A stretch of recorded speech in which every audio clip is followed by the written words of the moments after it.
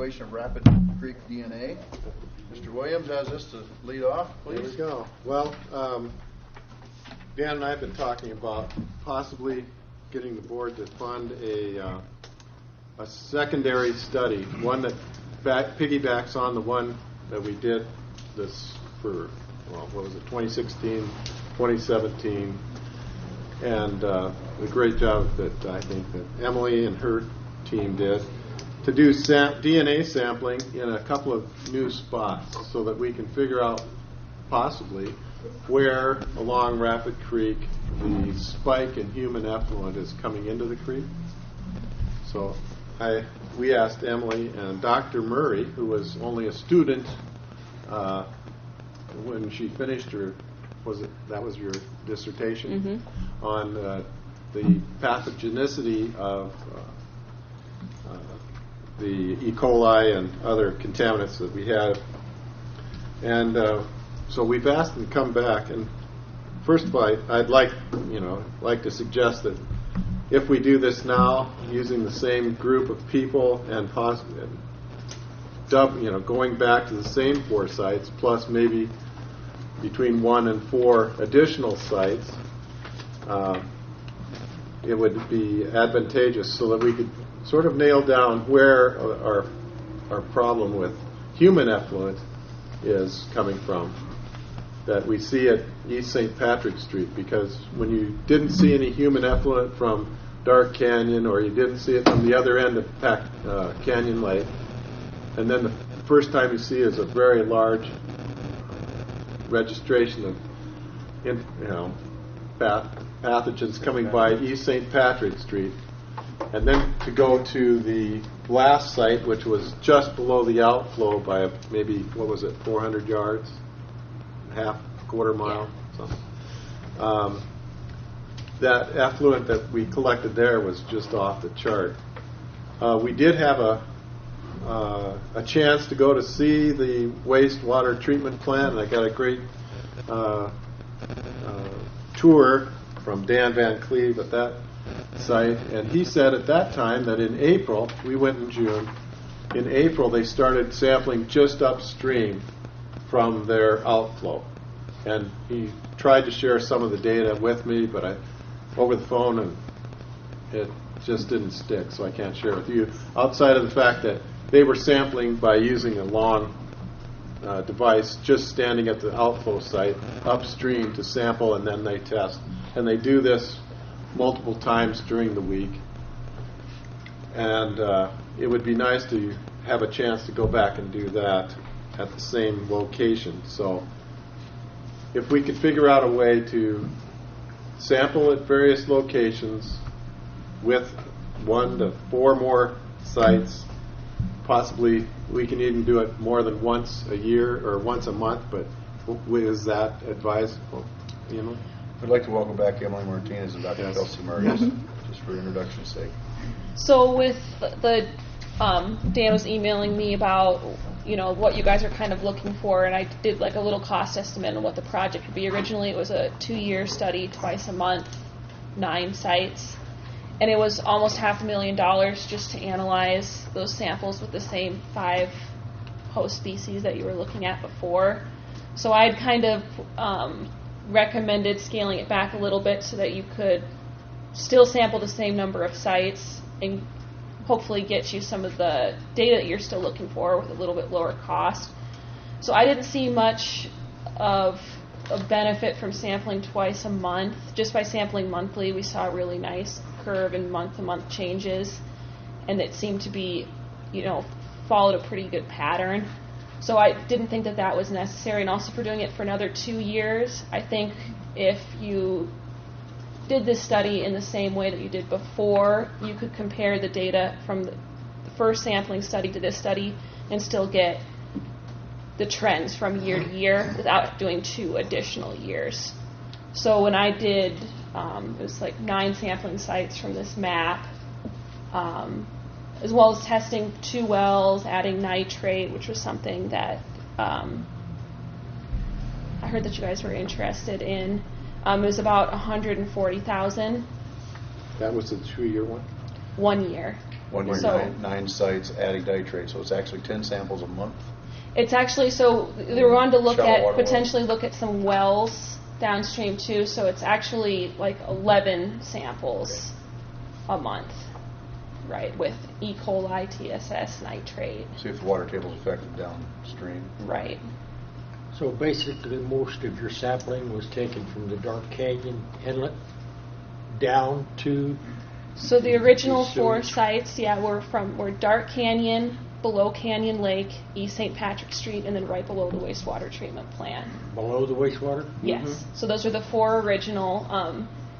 Some of these markers up there were left to from, I had proposed like 3 different studies when we were submitting grants and stuff, trying to get other funding.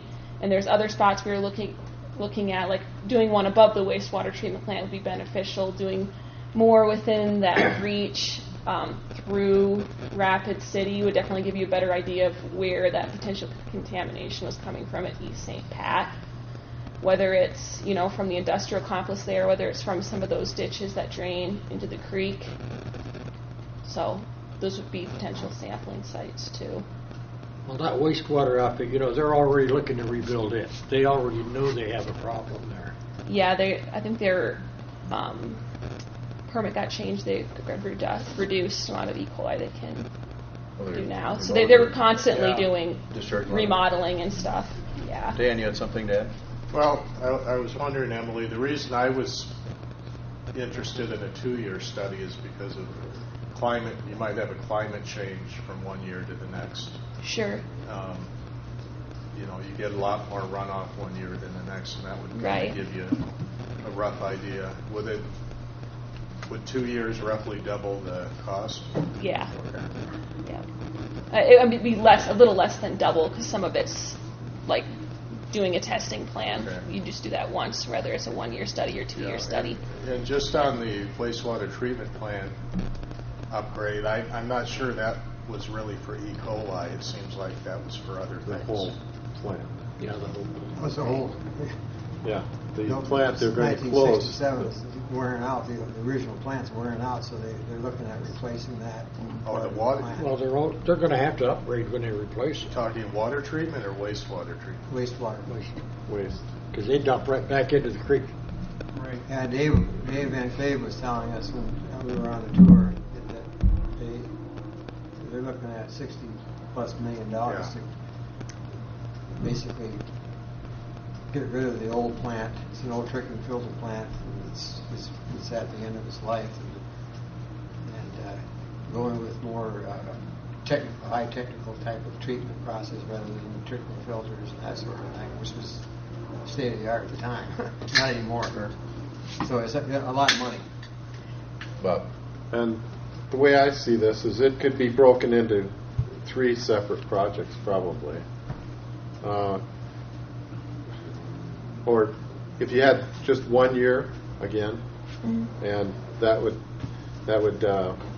we could do that as stages. The nitrates I think needs to be added just because there's a question that nitrates are significantly bad. Kids are playing in that water up creek, and so are probably pregnant mothers. So the nitrates are 2 locations? Or Actually, I would suggest that the nitrates be collected at the same time at each location.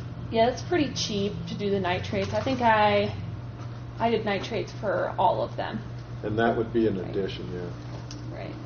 That would be an addition to our study that we didn't cover last time. Right.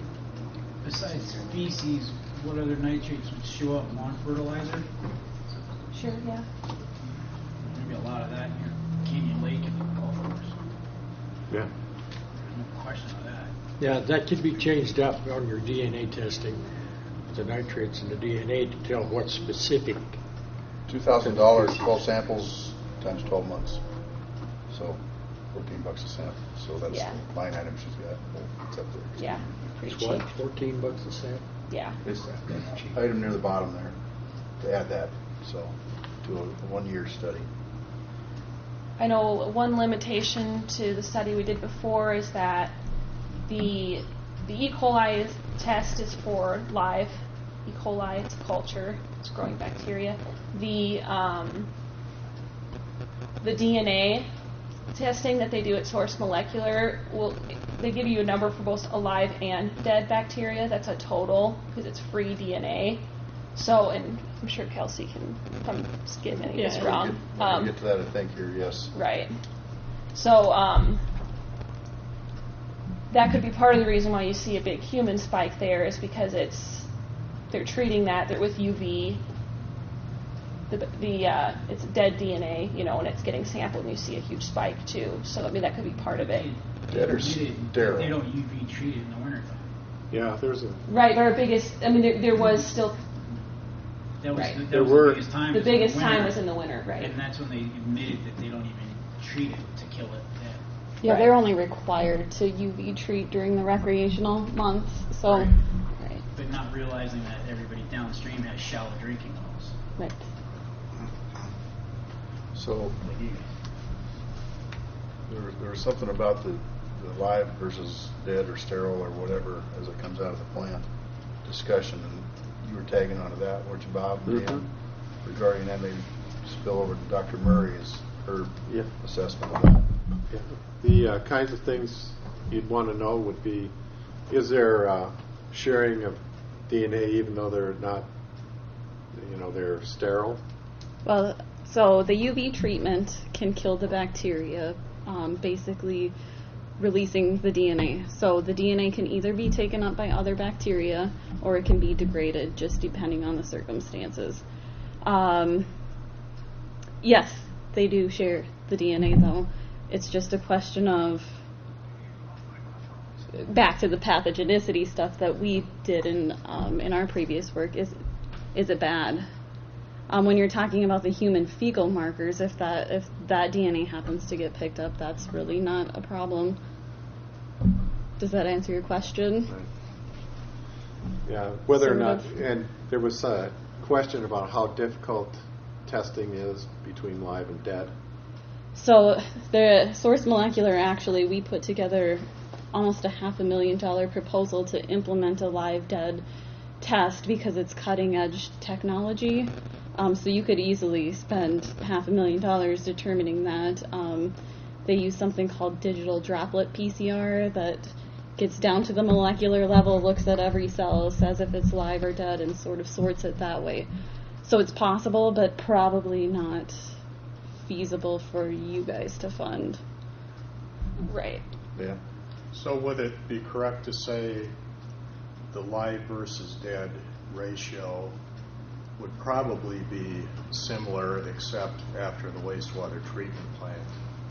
And so the value, there wouldn't really be, if you had, say, 80% live and 20% dead all the time, Right, that, and I think DNA quantified, that DNA Right. metric would still be a useful thing to compare from one site to the other than after the wastewater treatment right, plant. I would agree with that, and I would say there may be other ways to get you a ballpark ratio. Our lab could measure phage, which is something that can be released freely into the environment, and we could sort of do a ratio of phage to bacteria to kind of get you that. Because the way I looked at it is the E. coli is really kind of the E. coli level, the CFU or whatever, is kind of the measure of badness, and the DNA just tells us not really the magnitude of how bad it is, but where it's coming from. Right, and so keeping in mind that I guess I'm saying I don't see the big value. yeah, between it depends live and on dead. what question you're trying to answer. If the Well, protecting human health obviously is one of the outcomes we're hoping to Right. reach here, and find out if it is drinking water. Is there a test that you Mhm. would perform in the drinking water sample that she would draw that helps us understand what those people may be drinking? it may, yeah. Or James is talking about some wells. Yeah, I know several wells that have been valved along that creek, and the city informed them it was not the wastewater treatment plant, that it was farming. Well, by the DNA project proved there was very little farm waste hanging in the creek, but there was lots of human waste. And I think. Where are the wells? Are they further downstream from the wastewater treatment plant? Yeah. Yeah, so I mean, You'd probably see more of an impact from cattle further down, but without actually Without testing taking the a wells. sample. I think you would Right. want to include some wells in this study to start drawing They're not those. that far down. But right. You can see the septic plant from where they live, unfortunately. Yeah. Oh, sure. Every person I've talked to along that road, after talking to a couple, said yes, they were told not to drink from their wells anymore. Dan? Was that because of E. coli or because of nitrates or what Usually specific? because of E. coli. Okay. So how do we select those particular wells as a study? When you estimated this, obviously you just took randomly Yeah, I just the the number two of hours wells. it take to do some tests. Send them off.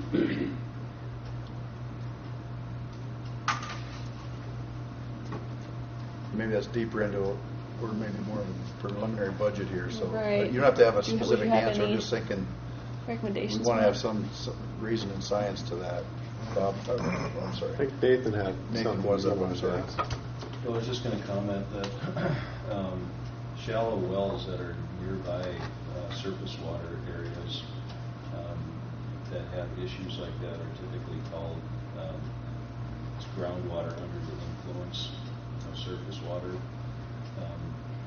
They're not wells that are in modern drilling that are approved. They're wells that typically have to be abandoned and by current standards. And so they should be, if somebody has a well that was, I'm guessing these were probably older wells that you're talking about. Yeah, but even the ones I was talking about were 150, 200 feet deep. They're polluted with E. coli. That's pretty deep groundwater.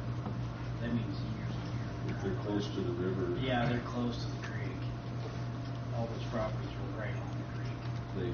depending on how the well was constructed, they probably still are wells, groundwater under the influence of surface water. So Well, that's what I'm saying too. Groundwater straight from the creek. Well, that groundwater, is filtered by sand and gravel to get to that well. Well, after so many years, Yeah. that filter gets clogged and that water runs right on through it. That plant's been there since what, 67? 67 now. Oh, geez, I'm covering. Yeah, so that's what they're saying. You had something else, Bob? Yeah, very good. It's gone? It left, James, and make him back. And I'm gonna tell you why, and I don't like spending money, but I'm inclined to fund this study. The only thing I would do is, since we already know what's north of Canyon Lake, and that unless they're closing the dog park, there's no reason for that to change. That everything from Canyon Lake on, and since they're not dredging Canyon Lake this year, none of that's gonna change either. I think for sure you don't need to do the site above. Maybe you keep Dark Canyon if you're trying to keep those 4 sites consistent to compare your 2 years. But that first site there above Canyon Lake, I don't think you'd need that. We know we don't really have any contamination issues until much further downstream, so that could be put. I definitely like to find the root cause of the Human contamination. human waste from Canyon Lake down, though. Yeah. Right. So, Because that is a public health concern. It isn't drinking and play water. Is that site, one upstream from Canyon Lake, is that downstream from where the fish actually discharges? Yes. They've had issues before. Right.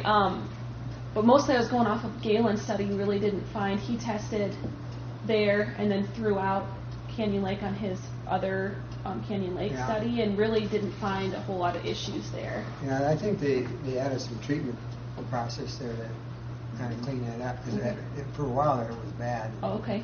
But I think they've corrected that. It sounds like they've corrected that, which is good. Okay. What was the last, what we consider a cleaner site below Canyon Lake?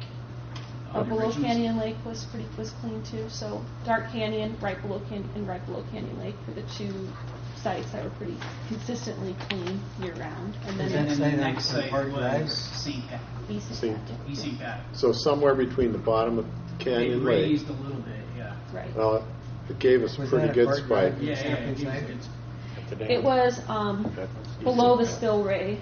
Like I parked in Canyon Lake Park. Oh, okay. Yeah, just So it was below- before Park Drive. Before, okay. Right. So where was the St. Pat location, East St. Pat location? So it's right on the bridge over the river, kind of by the Humane Society. It's right here. Oh, okay. He's got it right Yeah, there. so it's literally you go, He's you're kind- going he's out of kinda- town, you go right past the Humane Society, the sampling site. So where is right off. the next one or two proposed sites in town to cover the area that we skipped? So sites that I had potentially selected when we were doing our that initial study, we were applying for a They were grant. tied with USGS sites, right? Right, We're but going they'll for more probably sites and change a grant. little bit now that we know more information. Back But away from Right. the count of sites, we Right, could so get there any was- other money. the originals were here, and then I was going to propose below. Let's see here. There's a little creek that comes in from this community here. Lime Creek? I think so. I think that's what it's called. Yeah. And then there's a drainage from the industrial park that comes in here. Okay, right down there by like U-Haul and. Right. This Nice. is Hawthorne Ditch here, where it comes in this area. That flows the other way. Is that below like, Right. Memorial Park? But there's yeah, I believe this is Memorial Park. This area right here. Okay. Part of it too is I would want to go down to the creek and look at what's flowing, and if there's any inflows and stuff like that, and actually get a physical look at it. When we put these maps together and stuff, it was just tentative, you know. So the time frame of your previous study, was that April to April? What would be- November to November. November. We ended up actually sampling in November was our first First sample. cross of Galen's. So Right. you would have, with this budget, this is a budget item we're adding for next year, what would you anticipate for a start to do this, unless we went prior to the end of the year? I mean, we could start the sampling whenever you guys needed us to, provided we had a month to get our materials and get everything coordinated with Source Molecular, get the coolers and stuff like that. There was one thing I talked about with reducing costs for shipping and stuff. They said they can send me all the filters and stuff, and we can filter our own samples and then just ship everything together at once at the end of the sampling time, so we wouldn't have to be paying $300 a month to ship those coolers in. So that could be something to help reduce costs a little bit. Kelsey, what would you see as an add to this $140,000 for your participation? So I actually talked to Dr. DeVoe, and she's interested in continuing this project, and we could probably do it for, a fraction of the panel that we developed, since we sort of have an idea of what genes are there. Given the number of sites and the year long, we could probably do that smaller panel for 40 to 50,000 would be my guess, if that's of interest. We'll look for you two to talk and kind of coordinate site testing, sampling times, etc. Yeah, like we Yep. did before. And Yeah, then we have have a totally do final that. budget number for us. Go ahead, Bob. And I'd also like to ask that you coordinate with the waste treatment plant, Dave Van Cleve, and see if you could possibly use any of their data that they He's collect. more than willing. Actually, Okay. he's a willing participant in some other projects that we're doing.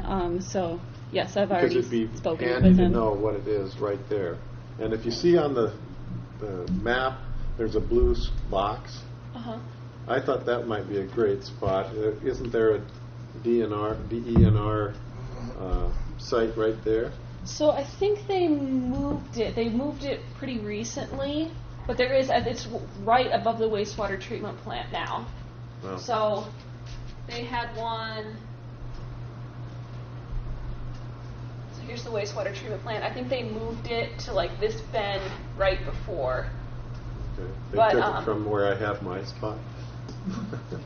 I I was thinking you think wanted it's to right- try it's right above the to wastewater knock treatment out, or at least figure out how much of the septic, if there's any septic seepage from that floodplain in the Green Valley Sure. and see if there was any. Did we have another site in between St. Pac and? No. No, we didn't. No. Only right after. Yeah, South. and I'm kind of wondering if it isn't. I see what you're saying. It's more logical to me as well to move some of those upstream sites a little further downstream. Yeah, I agree. But do not eliminate sort of what we call the control. Yeah. Yeah. Use the Yeah. Water. Use the 4 same sites if you can, or when you put it together, Okay. and then maybe coordinate with us on possibly other sites that are in that region, because really we're looking for that, looking to try to help the city with that reason. Right. Sure. Dan, you had something else? Yeah, I'm wondering if we shouldn't approach the Water Reclamation Division to see if they would partner with us on the funding of this project, rather than taking it all out of our budget. We can put it 100% in our budget, and if they'd partner with us, we'd back away from the Okay. expense. That might be a wise way. I think they would. Might be a good thing to approach. Yeah, I think they definitely should be interested in what we're doing. We got a Yeah, couple so I can friends. speak a little bit to that. Dave and I talked a little bit. He does have some, discretionary budget. Yeah. But I think the mayor was not interested in pursuing these types of projects. They're So not he, sexy like a civic center, is that what you're saying? Well, no comment, but my comment to that is, I mean, if we, Off the record. I can understand the mayor saying that, but if we would go talk to the mayor. right. So, and Dave has expressed interest in sort of getting me in the same room with the mayor. So maybe we can, now that we have a more solid project, maybe they would be more willing. I know Dave is willing. And It's have a sort of representative from our Right, board that yeah. would go talk to the mayor too. so. We did that at the very beginning of the study. Me and Tim Rogers did meet with him. With Allender. Yep. Yep. He nixed it or what? Well, it was for funding we were kind of talking about multiple projects. It was mostly to do with the dredging project. We also talked about some of these other things, and mostly it was, we don't have any money, And we spent a lot of the money we said that you had for this. Well, one of the things we could do, I mean, there's new data available. Right. Now years gone by or whatever. Yep. And so. Yeah, and I do kind know of that important stuff. their laboratory guy is more than willing to coordinate testing, and Bob is. Well, he helped every time, because he'd have to unlock the gate for me and stuff, or give me his keys and stuff. So every month that I did sampling there, I would end up You going. start and Dave talk at to him. Cleve and then work your way to the mayor at some point. Is that what I your think goal that would might be the goal. Their task. Right. Did I hear you volunteer to be a part of that? I'd be glad to. Well, Dan, would you like to be a participant, or Bob, either one in addition? Bob. Sure. Not to overpower them, but 2 or 3 heads in the room might be worthwhile. Do we have permission to share the data and so forth, because it's all public The record, data's right? public on our website, so money. there's nothing to hide. Matter of fact, there's more to find, I think, and that's part of the goal. Dan? So, Emily, you had mentioned that Mary Bosworth was involved with the city. Had you gotten any feedback from her when the report came out?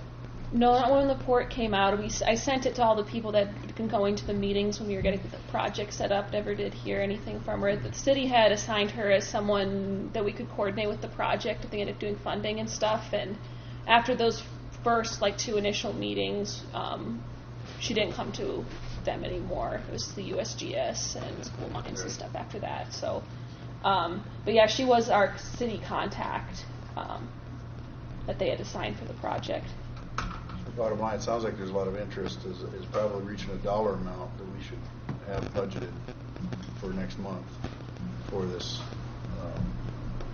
dual study again. So you just want a budget by the August meeting? Scale back to, what you think is reasonable, and if it's the one year, if the board likes the fact that Emily's estimate is $140,000 for a year worth of sampling every month. For now, if there's merit to go 2 years, or if we obligate a year and see what we get for results, and continue if we need to after that, or whatever the choice of the board may be. Nathan? I'm wondering if somebody else should be or is doing similar types of sampling in there. Sampling. Should the city of Rapid City be doing this? It's not required. They're doing it above and below now after. You're talking source tracking sampling? Whatever. Yeah, it's would be not similar to what we're it's talking not a mandate to do the source tracking. about. Our last study, we did coordinate sampling times with the DENR because they sample monthly for the TSS and E. coli. So we shared data with them as much as we could, but that was really the only consistent sampling that was going on. Then we coordinated with Galen with his Rapid Creek sampling so that our dates lined up as closely as we could. But You had conversations, Kelsey, with Jesse Reeb. No. Doesn't he have jurisdiction within a mile of Rapid City for all septics, I believe? Yeah. That name. Yeah, with the city. If he's still with the city, I don't know. I just can check heard with his him. name Yeah, before it's- as being part of that 1 mile buffer outside the city limits, I believe. It comes up because based on the data, I tend not to believe that it's all septic waste because the second the city turned off the UV lights is when the spike hit. So is Right that the outside question the you're city. trying to answer? The sewer plant. Is Sorry? is that the question you're trying to answer with this study? Is what proportion of the contamination is Yeah, if coming you from test above septic? and below that sewer plant and find out the city's been contaminating the water, people are going to have some serious questions. Nathan? I would echo your question. What are we trying Yeah, to accomplish? because I mean we can offer a ton of different tests, but I guess I'm still a little unclear as to Yeah, what we- question you're trying to answer. We want source monitoring. If we can narrow down the source to 100 yards of where that's So, in. but my impression is that it's probably not going to be a single source. I mean, you might have No. one larger source, Right, yeah. but Yeah, because that's what it looks like so far on the study we did. Is just, there's a little bit here, a little bit there, and then right outside the septic plant, it spiked. And only did it spike, but the second they turn off the UV lights, it really spiked and went through the nose, beyond what was even allowable by law. which for the E. law coli is levels, loose. what you're talking about the E. coli levels? Because Yeah. we measured two different things, so it gets Yeah, a little. Okay. So it's allowable by law.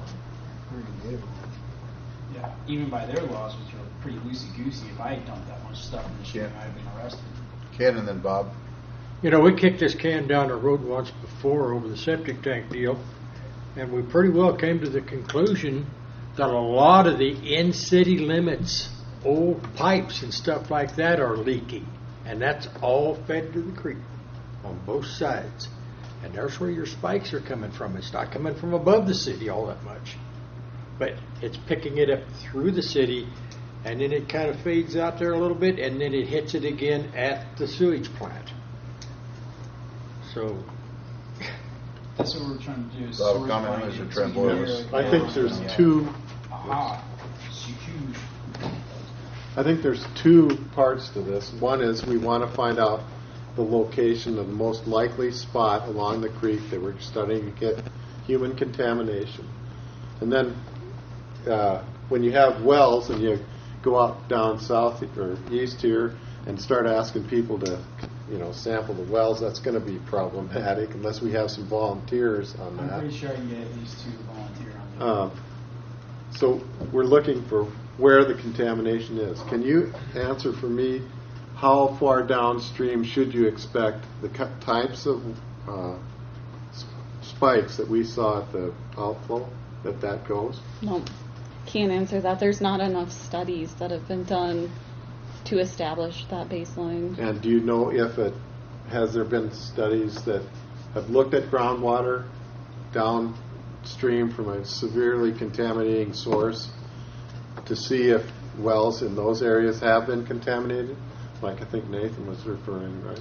Yeah, that I can't answer. I haven't read much of the groundwater studies with source tracking. I've read a lot of the surface water. So if that's something you need answered, I can certainly look into that. Well, Nathan.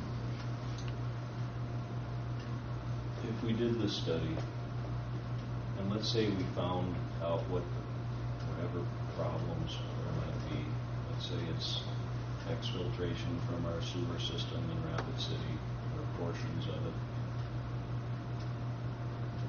what are we going to do about it? And what's the result of this? The Yeah. city probably is aware that they have issues in certain parts of their sewer system. I mean, this might satisfy a curiosity that we have, but what is the benefit to the common taxpayer out there? Yeah, and that's a great question because I can provide you the science. I can't provide you the mitigation or the answer to the problem. Jeanette? I just have a question for the directors. Is after we get the information that we need, what are we going to do with it? That's what Nathan just said.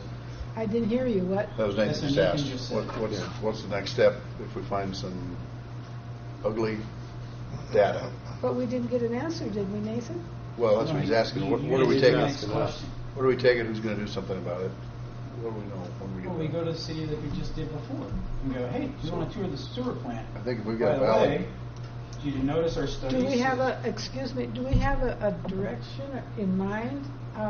Do we do this first and then maybe think of where we're going with it after we get the information that we need?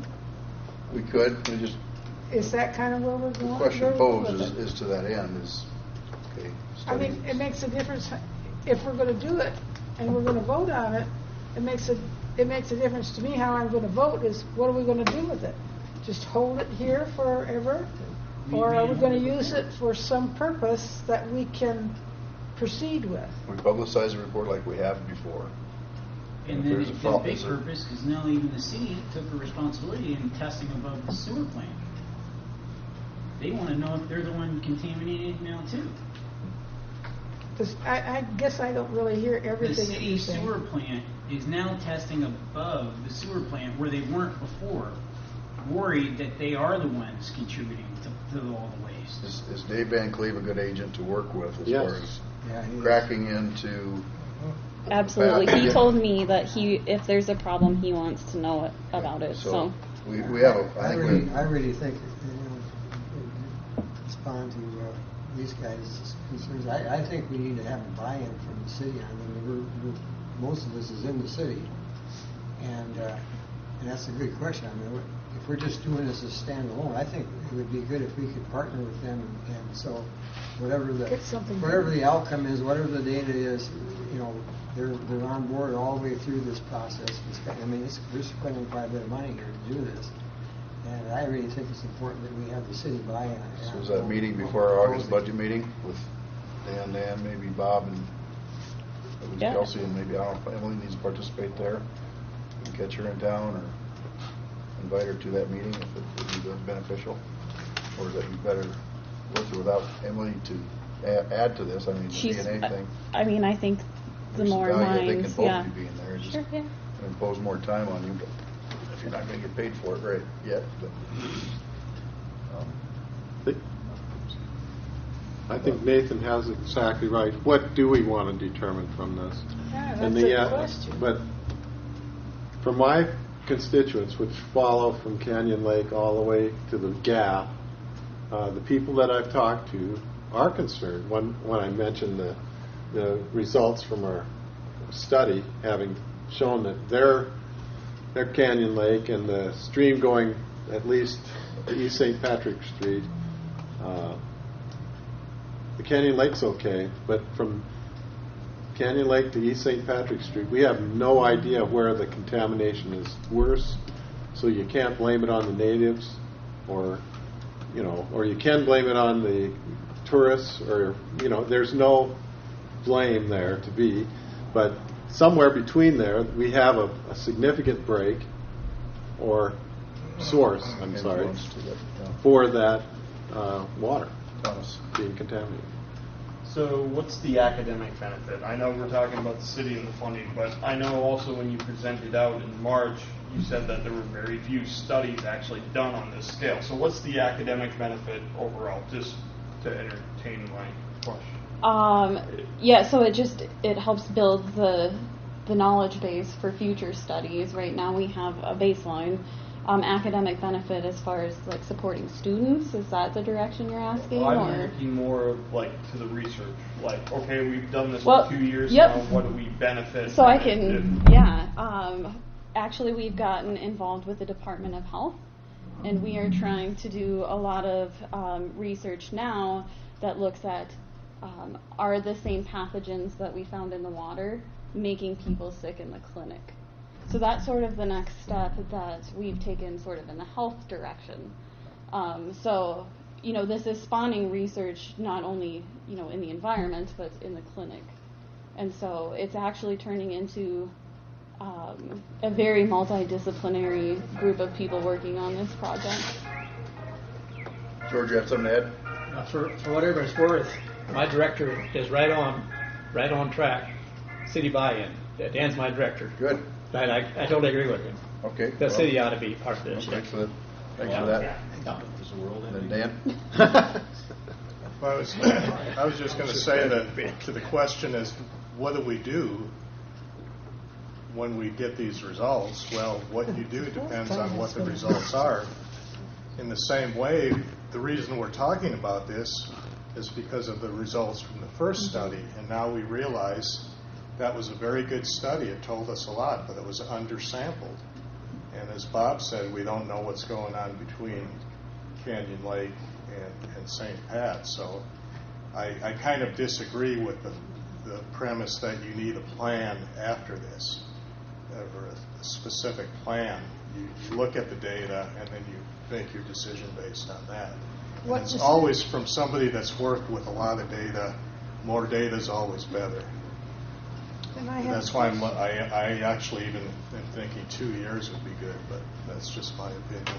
Yes, ma'am. One quick question for you, Dan.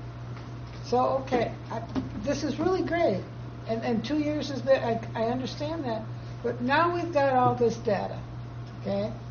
We really have researched it. We've done it. We've got results. And we've got a whole pattern. What are we going to do with it? It depends Do we want to go to do we have a direction after we do the sampling? That's what the data tells us. We don't Yeah, know what that's a we don't good know what that question, is. and We're ready to take so- it forward. If it's bad news, we need to take it. That's why I was somebody wondering to about see if they want to correct it. Research. And whose And you responsibility it may be. Well, that's something to say.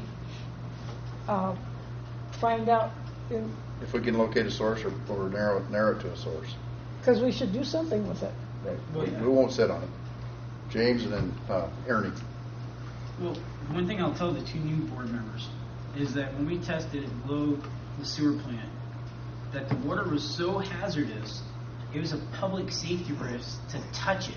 It was a wash immediate warning hazard list, meaning every rancher, every farmer that has anybody crossing that creek, you're talking about going through the creek, on a horseback and getting wet, that they weren't even informed that they're an immediate hazard to their health without washing it off immediately. That's significant. Right. And so we need to see where that source is coming from. And if we can find that source, then we figure out about the way to fix it.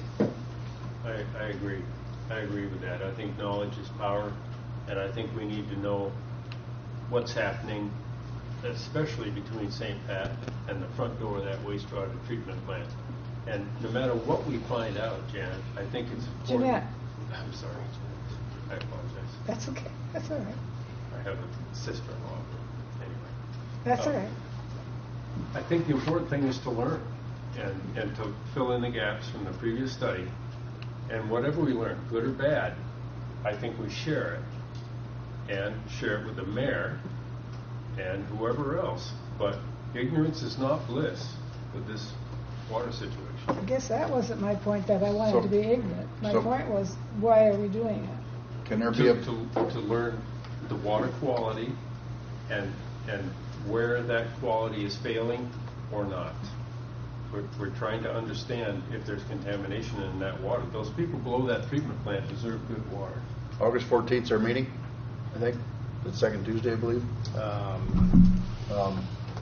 Could there be a meeting before that, by the end of this month, with the group who volunteered to be part of that conversation?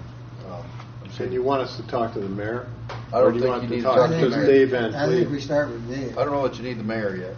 Yeah, I would start with I think Dave Van Cleve would have the temperature or the barometer of whatever the right delivery method would be. Dan, Bob, Kelsey, Emily, you available if they want to hold a meeting, if you can coordinate each other's contact information. We need to boil it down to a budget number that we can put in August. And right now it's hovering around $200,000 with 140 plus a 40/50 or whatever adder. So we have a solid number to put in our budget for. And it still has room for adjusting sites or moving a site. Depending on what that fudge or cushion is, contingency is. Kim. You know, you want to know what will happen when you find out the information on this, where the bad water's coming from and so on. Look what happened to Jackson Boulevard not very many years ago. They had to rip up all those pipes all the way down through there and put in new pipes because the preceding city fathers decided that they would run the storm drains in with the freshwater drains. And it was going across there, and all those bad connections where the sewers was hooked up with all those houses up and down through there. When it would flood, it would wash it into the creek. You think that's what we're going to find again? You found it before, yes. I think you'll find it again, all the way through this town. So would that be the reason for this? We're going to get this wrapped up here. Yeah. Bob? Well, no, I'm still troubled by Nathan's question because, what can we do? This is the city's problem, and we probably ought to figure out a way to get them more involved, possibly. But if they don't want to know it, they won't do a thing about it. That's the problem, and it isn't up to us to do that. Well, we got to have a friendly approach and an informative approach, and then find out what the reaction is. I believe. Okay, I we think can do that. I See what mean, we that's something that answers my question. Okay. Trickle on it. Get them involved. That way, if they fail. Dan, one thing to I wrap. was wondering if it would be of value. Somebody brought up how long it takes this to dissipate, to go, say, 10, 20 miles downstream, and sample there, just to kind of get an idea. I think there's a DNR sampling site at Barmingdale. That's been a site that's been contaminated for 20 years for E. coli. That might be a good one to add in as a further downstream one. Do you know what the reason for contamination was? It's got to be about 5 miles. E. coli. No, like what the cause of the E. coli contamination was. No, I mean, we haven't done any source tracking that far. We should definitely test above there. And we are. No, We have. above. Well, and maybe Source Molecular would have some, guidance into selecting sites to answer the specific questions you're asking. Good information. Anything else on this topic? I just trust you folks will get together and generate a meeting of some sort and bring it back for our budget hearings with some value in it, some dollars. So who's going to coordinate that meeting with Dave? Who wants to start the ball rolling? I can do it. Okay, I can do it All too. I need is We just need contact information. You just huddle up and So who's involved with that? make sure Dan's got contact information for you, Kelsey, Okay. and then you, Myself. Dan, Bob, and the ladies. Okay. Good discussion. Thank you. Okay. Green Valley Sanitary District. We're in your neighborhood, weren't we? Nathan, would you like to head this off, lead this off, and then hand it off to Ron? Yeah, basically, I guess the district was approached by Green Valley Sanitary District for possible assistance to them. And Mr. Bangs was heading that up. He and I exchanged some emails. I think you copied some of the other directors, or I did. And, so I'm going to turn it over to Mr. Bangs and he can make a presentation on what we're looking at. Appreciate the opportunity to speak to this body tonight. I'm going to keep my presentation short and try and answer any questions. A little bit of background on Green Valley. Green Valley Sanitary District has 5 board members, volunteer board members. They're not trained in water or wastewater treatment. They were organized some years ago, and Mr. Lee is with the board, one of the board members, and he can speak after myself. I'm not sure. I got involved around 2009, 2010 with Green Valley. They were organized with two things, two main focuses: to bring good water to the residents of Green Valley and a sewer system. When I got involved, the board had decided that water was their priority. In 2010, we started developing a water project, and then between 10 and 12, installed a water distribution system. We had been working with the city.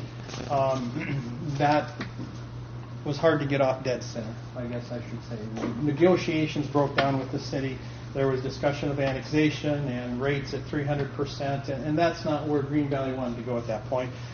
In any event, about 2010, 2011, Rapid Valley Sanitary District developed their water treatment system.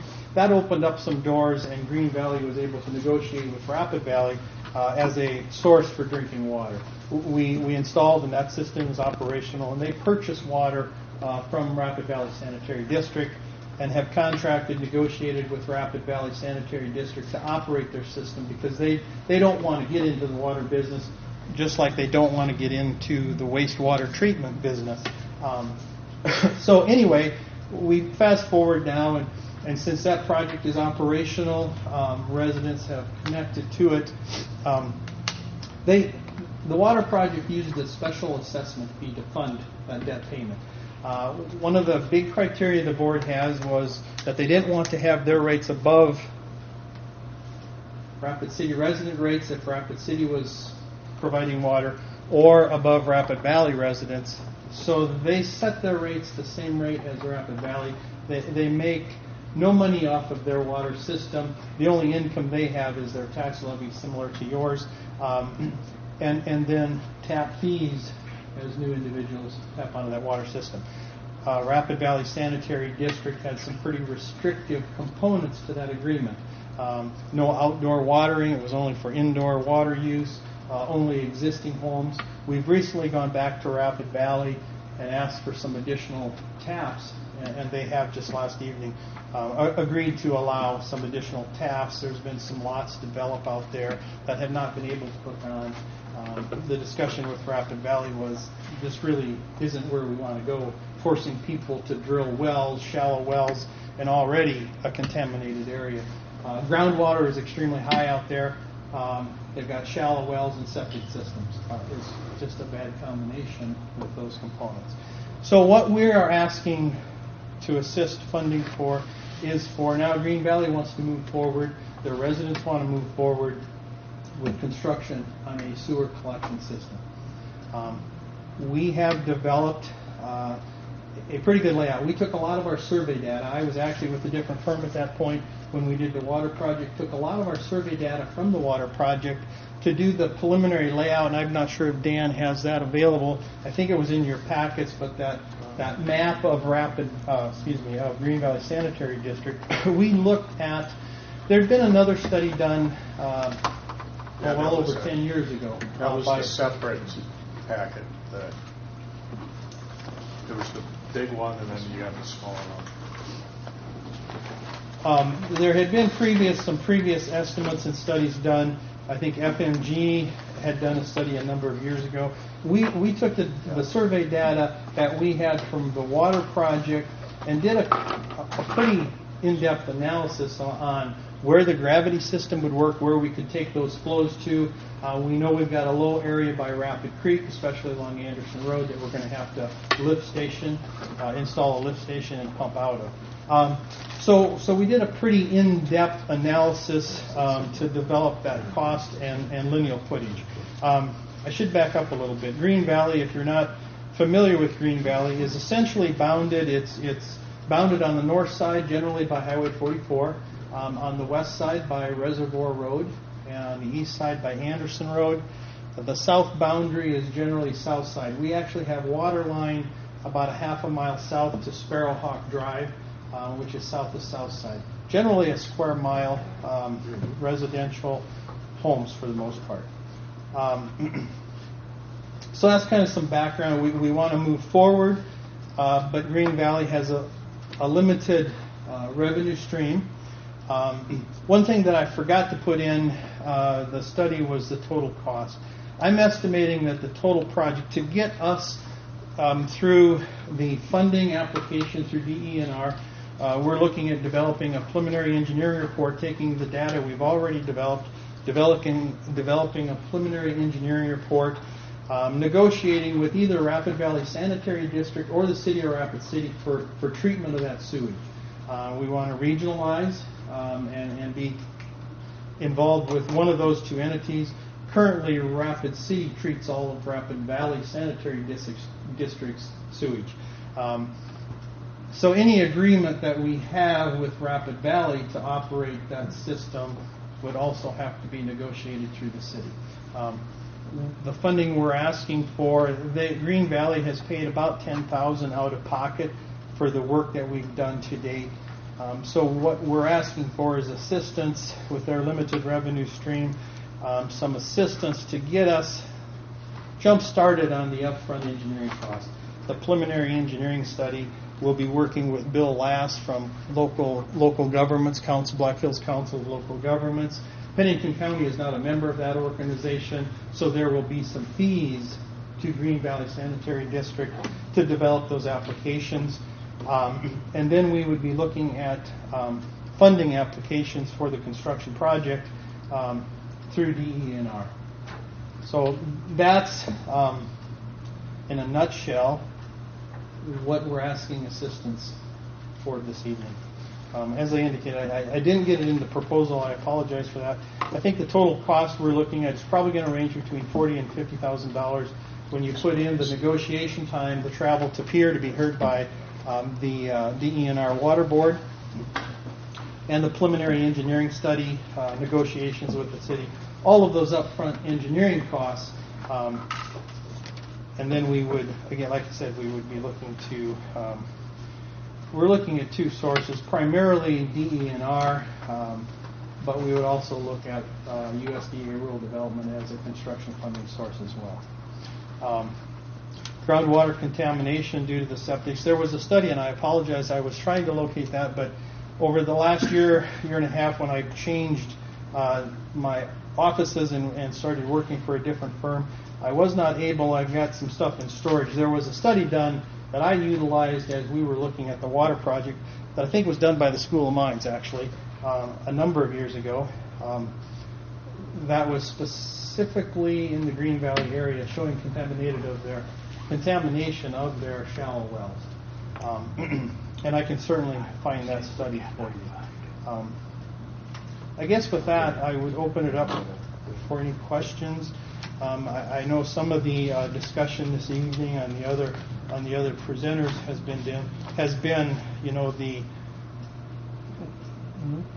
why should taxpayers outside of the Green Valley District boundaries be expending dollars to assist folks within the district? I guess my response to that and how I look at that is with the shallow wells, I look at the potential for groundwater contamination with these septic systems. And Rapid Creek goes right through the center of Green Valley.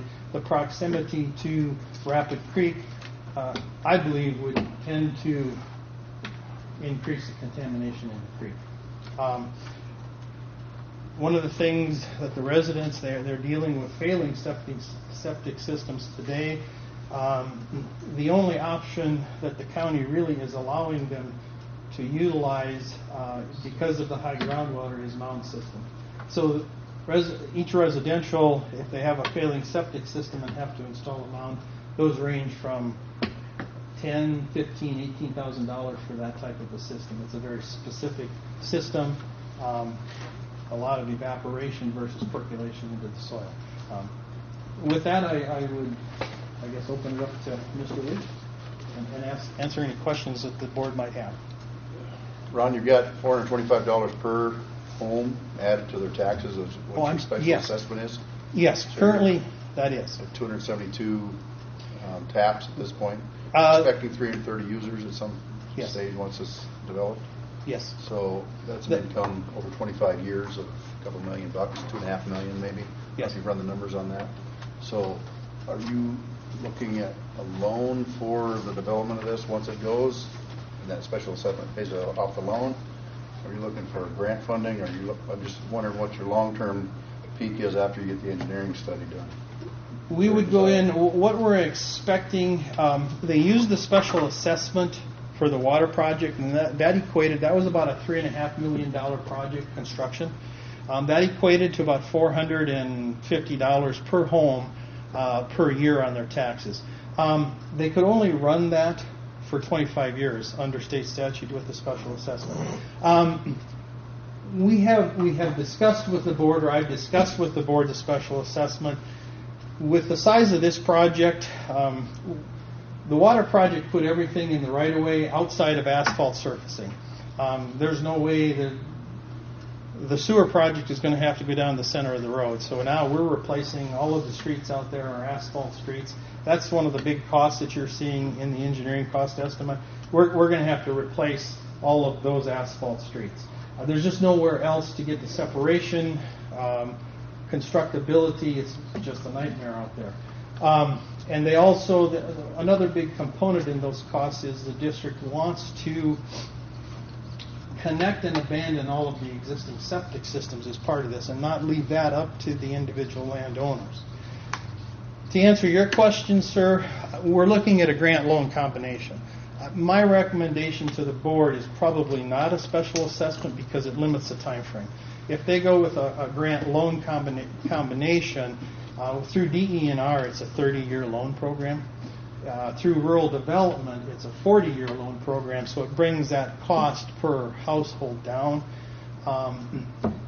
We believe, talking to DE&R, that we may be able to get a better loan grant package through DE&R. Rural development likes to say 25% grant, 75% loan. To make this project affordable, we're hoping to have a larger grant component to that package. So your request to us is the total of $29,000 then? Is that? Yes, just over 20. I think just over 20. The article of the introduction here. Okay. Other sources you're looking for that funding? The initial funding, we're also going to small community planning grant through DE&R. That's about a $12,000 grant. It's a match, 80-20 match, so about $10,000 through DE&R. $2,000 would have to come out of pocket, or your grant could be that match money. But we are applying for the small community planning grant, talking to DE&R. There's money in there, so I'm anticipating that we would be awarded that grant as well. If I didn't indicate, they have paid to date for the sewer work that's been done. They've paid about $10,000 out of pocket, between $10,000 and $12,000 out of pocket. The district has? Yes. Okay. Ron, did you say they're looking at CDBG money also? Yes. Yes. We'll look at all funding sources for that package, construction package. Just every effort to try and bring it down to a more affordable rate on the end. The sewer rates are going to have to be set, in my mind, to offset that debt retirement component. And right now, as part of that cost estimate, we've talked to the city of Rapid City, but we have not gotten we've gotten a commitment letter that they will treat Green Valley's wastewater, but the cost is still up in the discussion stages. And as far as the operation and maintenance of the system, who would do that? We would look at either Rapid City or Rapid Valley. Discussions with Rapid City, they've almost kind of leaned us, since Rapid Valley is operating and maintaining the water system and doing the billing for Green Valley, that it might make more sense for Rapid Valley to operate the sewer collection as well. So there's a lot of components there that are still in the discussion phases that will have to be worked through before we get to construction. So Ron, this preliminary study, excuse me, I'm sorry, I'm running into engineering questions here. That's okay. It doesn't bring a deliverable bid package. It's just a study that's going to get kind of a schematic of what has to be done. Or yes, it will provide, and I don't think I put that outline. That preliminary engineering study would follow the DE&R criteria and outline, and that package that we're requesting assistance for would be the package that would be submitted for construction funding. it would be? Okay. Yes. So there's a final design package. It wouldn't include the design package, but it would include the construction and design dollars, yes, for that. Okay. Ken? I hate to throw a monkey wrench in the middle of this, but our bylaws state that we do not pay engineering fees. Anything above the engineering, because that's making out their planning of what their cost is going to be overall. Which bylaw do we have to find that in? Where's our bylaws that say You that? have to look at Bylaws or policy? policy. I think the special assessment had a section at the end there, Dan.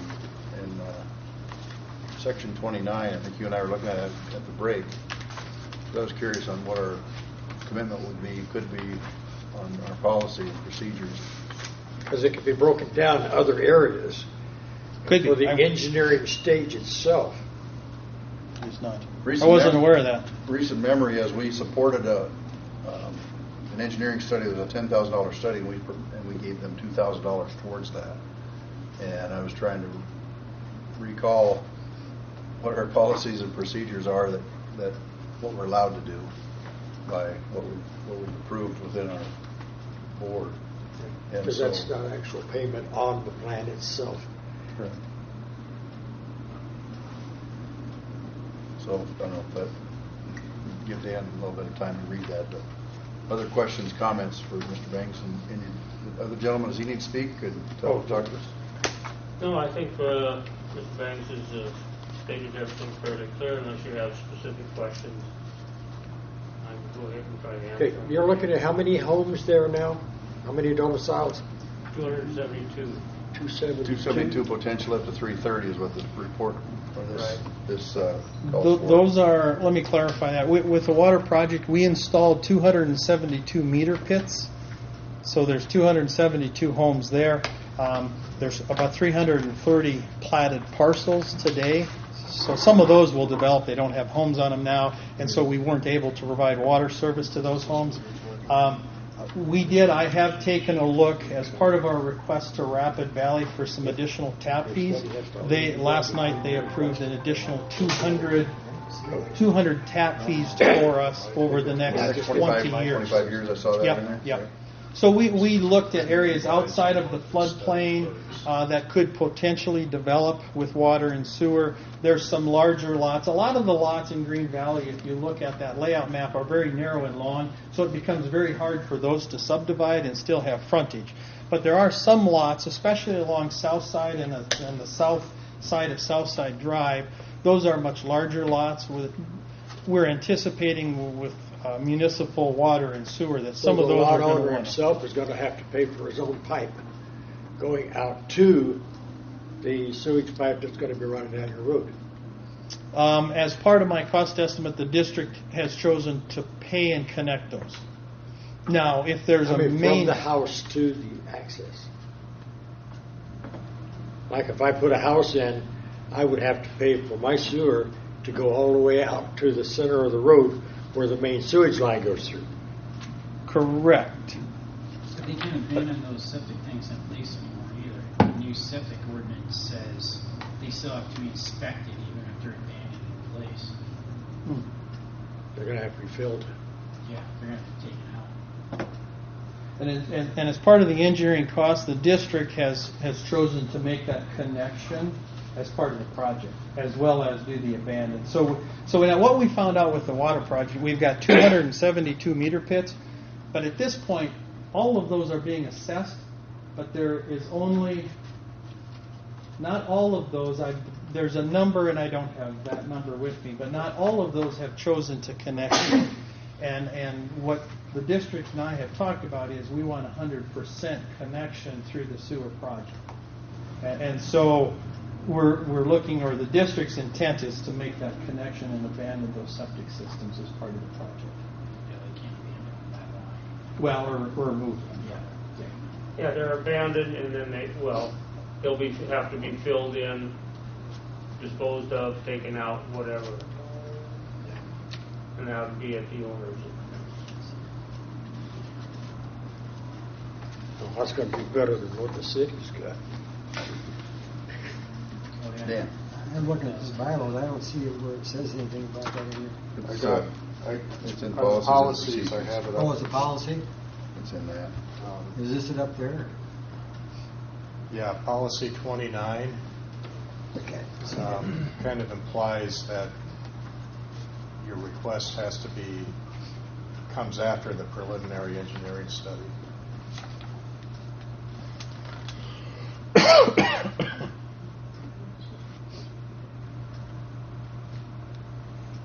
So, just a comment or question. Go ahead.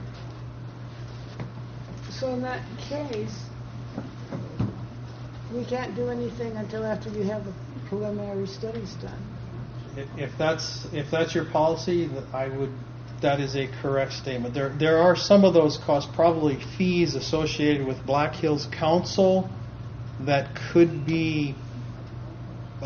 would be eligible. It would be a much smaller amount though than what I'm proposing tonight. Yes, ma'am. So would it be more to your advantage to come back after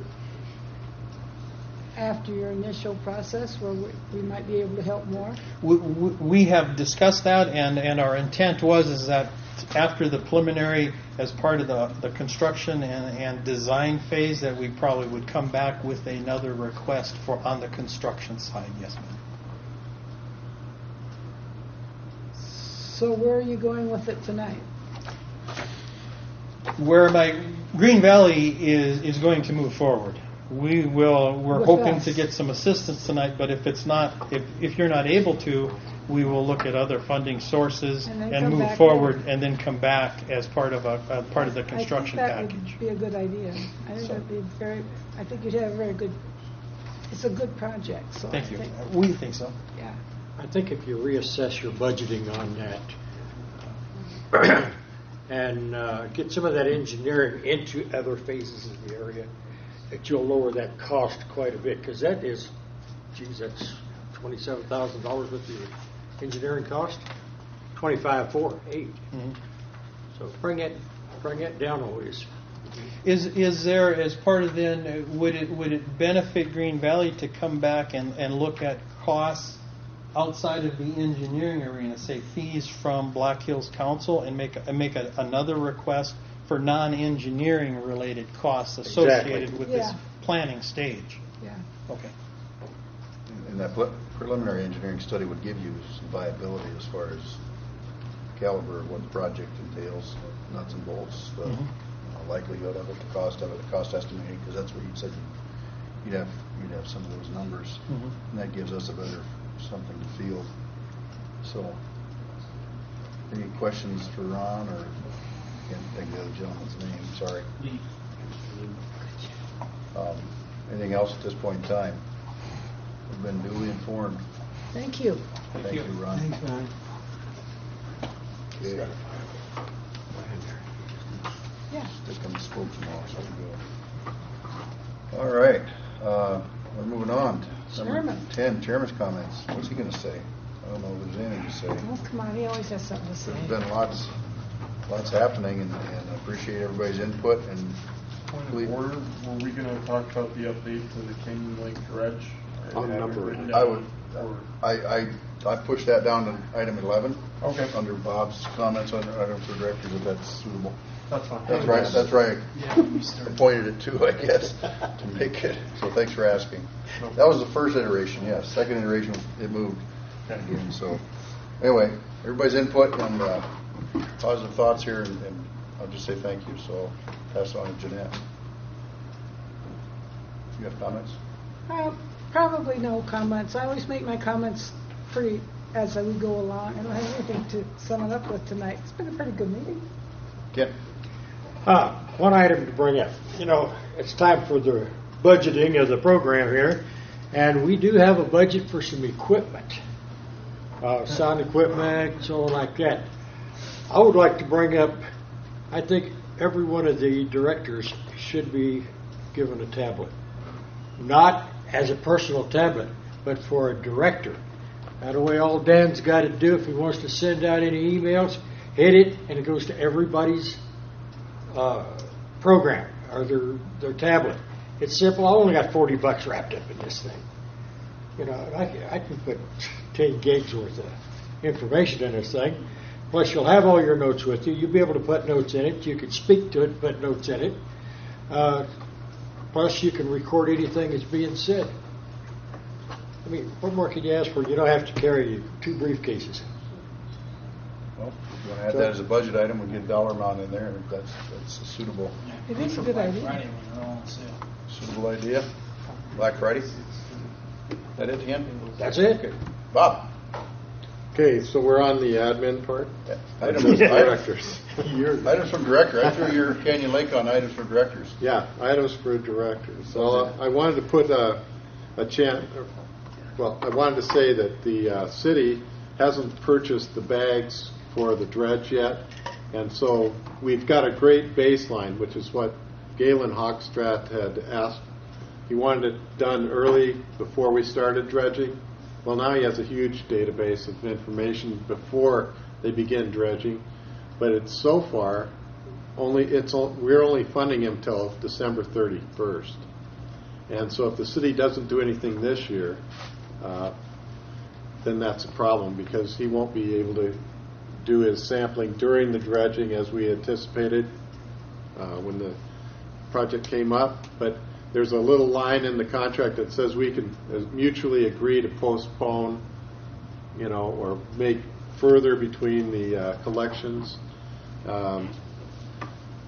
And that right there is something that we need to agree that we want to make sure that we don't have any additional collection until they've started their dredging. And they still don't have a dredge in the water either.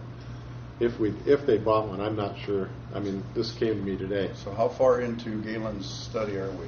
We're 50%? a year and a half. Year and a half.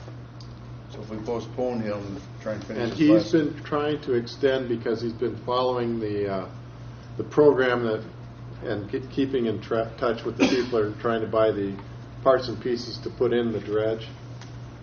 He's been extending his period of collection further out. So we might have a problem with trying to coordinate him with Emily, which is something on another. Was he amenable to postponing his sampling? Yeah. Is that a matter of Isn't letter? that the way you understood it, Dan? Yeah, we've been invoiced for 4 payments at about, it's actually on this kind of wide thing I gave you, but 23,000? there's 17,000 left that we have not been invoiced for. So that's less than half of the 40,000 grant. So I'm not, but he may have done stuff already that he hasn't invoiced on, so I'm not sure. We just want him to stop. Can you call him and ask him if it's that easy? If he needs a letter from us, please let him know. I guess if the board would wish to postpone his sampling until the dredging continues, if he's willing to do that, if it doesn't mess up his funding cycle for payment. Yeah, he's willing to do it, and the contract states that just the paper trail is sufficient to justify renegotiating that. I don't think he necessarily needs an official letter. Okay. But Any opposition from board members to pause until the dredging commences? It would be useless once they drop that dredge. That's contaminated all the way down the stream. So he needs to stop it. It's a good catch for knowing it now before he's done. Yeah. So I guess at this point, he may recommend he keeps doing it a little bit just in case there's something else that might be affecting the TSS or whatever he's measuring. I don't know. he's got like 3 sample points in the lake, doesn't he? That he picks. 5, or whatever he's got. So maybe a conversation with him if he's able to postpone it until the speed of government picks up a little bit. So when's their estimated time to start the dredging again? They didn't have summer. I didn't think so. Well, in the email they said summer or fall. Which year? I assume it was They this didn't year. have a year on it. All right. So, okay. Tell them we'll work with you. For that report, I guess we'll see if Galen can accommodate us, and then, And if he needs a letter, we should probably ask. yeah, if a phone call doesn't do it, if he needs a letter, we can pop him a quick letter and make it formal. Tell him to come to a meeting and pick it up. We can get him a letter. There was another issue I had too, and that is if you ever come in and start looking for projects, lots of our projects have similar names and it's even hard to search for them. Dan and I have been trying to think of a numbering scheme, something like the date the year first, and then a specific number for that project when it comes to us, and maybe even retroactive. We can go back and number each of the projects we've done in the past so that we could look up specific projects using a number and attach it to some of our other projects as we go forward if there's something new. The DNA sampling one would be a test. You could then reference the DNA sampling one with a single number. Be easy. Go back into our files and find them again. And we were interested in having yes or no. Do you want to have a simple way to find things, or is this is our present method working for you? But and that's actually in my. That's part of your delivery too. Oh, darn. That's fine. Thank you. You're welcome. We warmed him up. Sorry about that. No, that's good. It's good. But other than that, I have nothing else, sir. Very well, thank you. Dan. Just a report. We did have a tour of the Rapid City Jackson Springs Water Treatment Plant. I think there were about 4 or 5 of us. There were. And very, very good. I'd been through it before, but it was good to get see what's going on there with the city. And that's a 10 million gallon a day plant, and supplies a good percentage of the city's water throughout the year. So it's fun to go on that and learn a few things. So that's all I have. Could I ask a question? Certainly. Did they have and cover the cryptosporidium? They take that out with the microfilters? Cryptosporidium.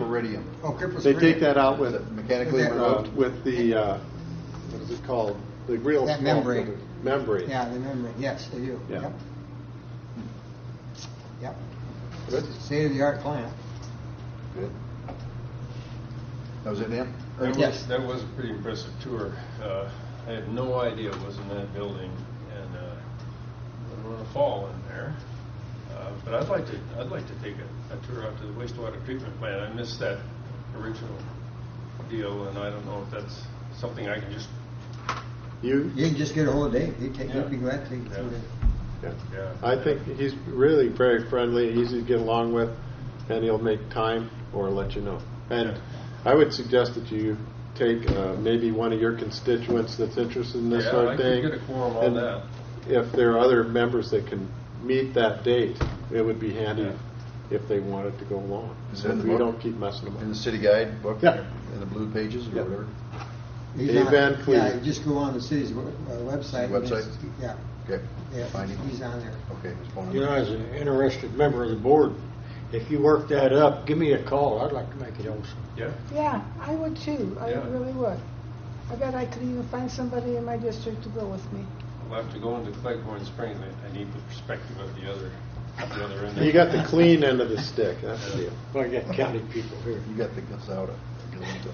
So, did you successfully find computer ways to watch us next I month? can see you, but I don't think I can hear you. Okay. So I bought an $800 thing ticket. But. Ernie's out of town next month. I do have enough frequent flyer miles at Black Hills Federal Credit Union.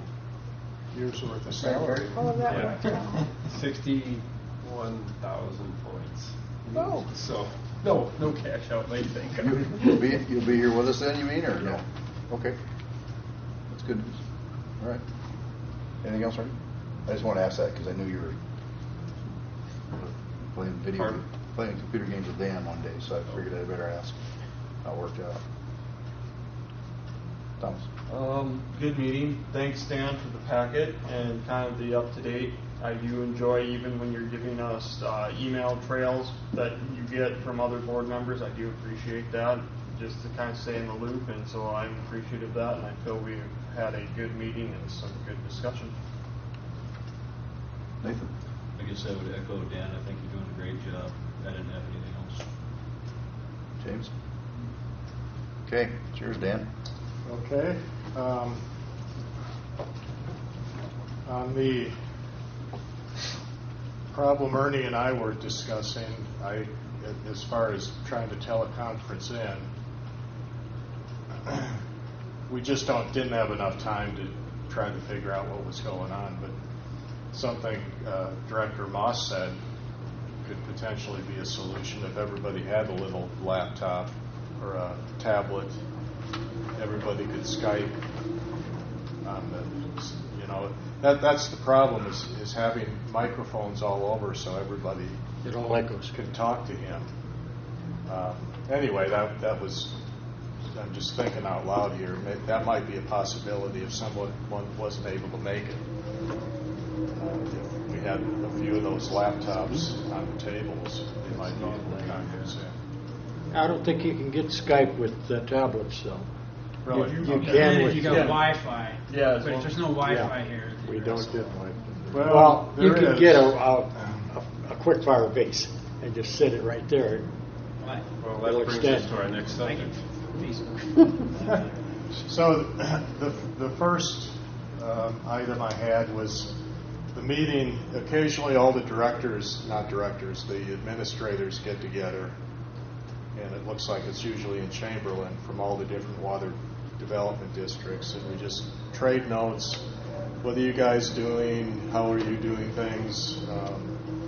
What can we learn from each other? And so I went to Chamberlain several weeks ago. Jay Gilbertson is really probably the main guy in the state. They have a staff of about 6. They have a building that's probably as big as the building my little office is in.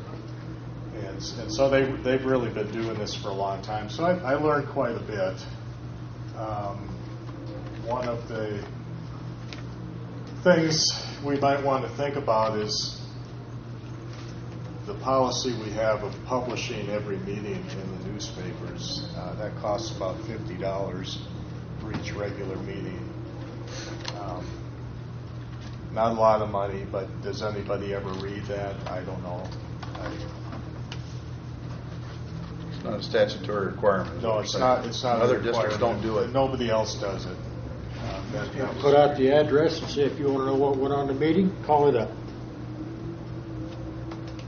Easy. All you got to do is go online. You already got it online anyway. It's on the website. People can request to be emailed for these meetings. So don't know if we want to take any action there, but you guys can think about it. Well, it's currently a budget item. We could put a little chop in if so desired. They do have, yeah. So we can consider that when we talk about the budget. You'll find out when you drop it, and nobody ever even calls you to ask you why you dropped it. You know you did the right thing. In the last one, you published that this will be the last printed notice that if you'd like, please call this number to get on an email list. Yeah. Nathan, you had something? Yeah, there's ways to cover that better. Yeah, I actually did talk to Emily about it as to why they did it, and she recalled there was some discussion about not doing it, but somebody said, well, not everybody has internet. Well, that was probably a few years ago, too. Well, there's always somebody that doesn't have There's an something. occasional person. Nathan was ready. I'm just wondering if we're trying to reach out to the immediate community, if we could take advantage of free advertising, like I've seen bills happening or something on one of the Community local, calendar. Stations. Most of those require at least 2 weeks in advance, but we know that plenty of time because we've got to have this place 6 weeks in advance to know we're here. So that's a valid suggestion. I'm thinking that might be really a good way of letting people know that we're out there, kind of a PR thing as well as having, getting the word out. Facebook, maybe. Lord knows we've been in the paper a few times. I know our names. I belong to quite a few organizations, and I've tried that route about putting my minutes into the papers like that. They say, we don't do that. It's okay to hit high spots like dinners, breakfast. Make the meeting. It's going to be on a certain day. Or go to our website. Something like that. Yes, you can do that. But you can't drop a full set of minutes in that paper. They ain't going to allow it. No, that'll be expensive. James. Plus, subscription levels nationwide are just plummeted. Back in the day, everybody got the newspaper. now it's, what does Rapid City have a market of like 100,000, but they only send out like 20-something thousand papers on a good day, if they're lucky. Yeah. They're trying to stay alive now. Yeah. They're raising their price. Okay. So. Another item? They have, just along the same lines of what, talking to them, they have kind of the same problem we have, and that's getting projects. And so there was discussion.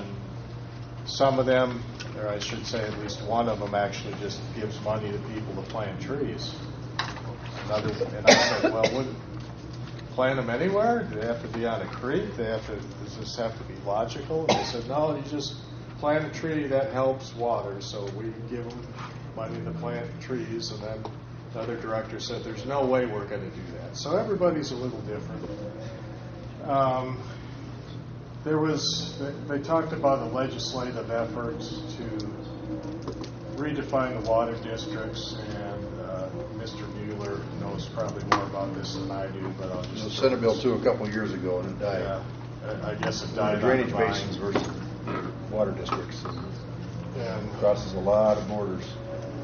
I think it was maybe more of an East River thing, and one of the directors in the Vermilion district here was a little bit annoyed that McCook County was not in the water district, so they were trying to do all these things in a coordinated fashion, but they weren't participating, but yet they were benefiting, in his opinion.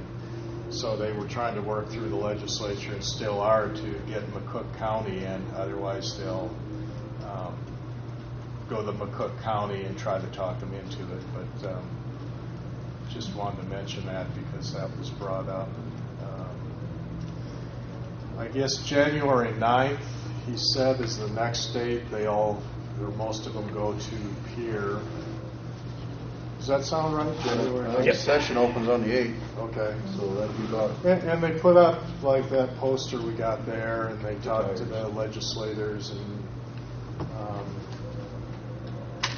legislation. And, for example, Jay Gilbertson thought we maybe might want to talk to DENR about possible grants for this H2E DNA study we're talking about. East River does a lot of public relations things, fair for kids. There was discussion on meandering waterways, probably not really a big issue for us out here. If you guys need business cards, keep moving here. You can print them for us, huh? Yeah. Okay. Just a list of things they kind of look at when they're looking for projects.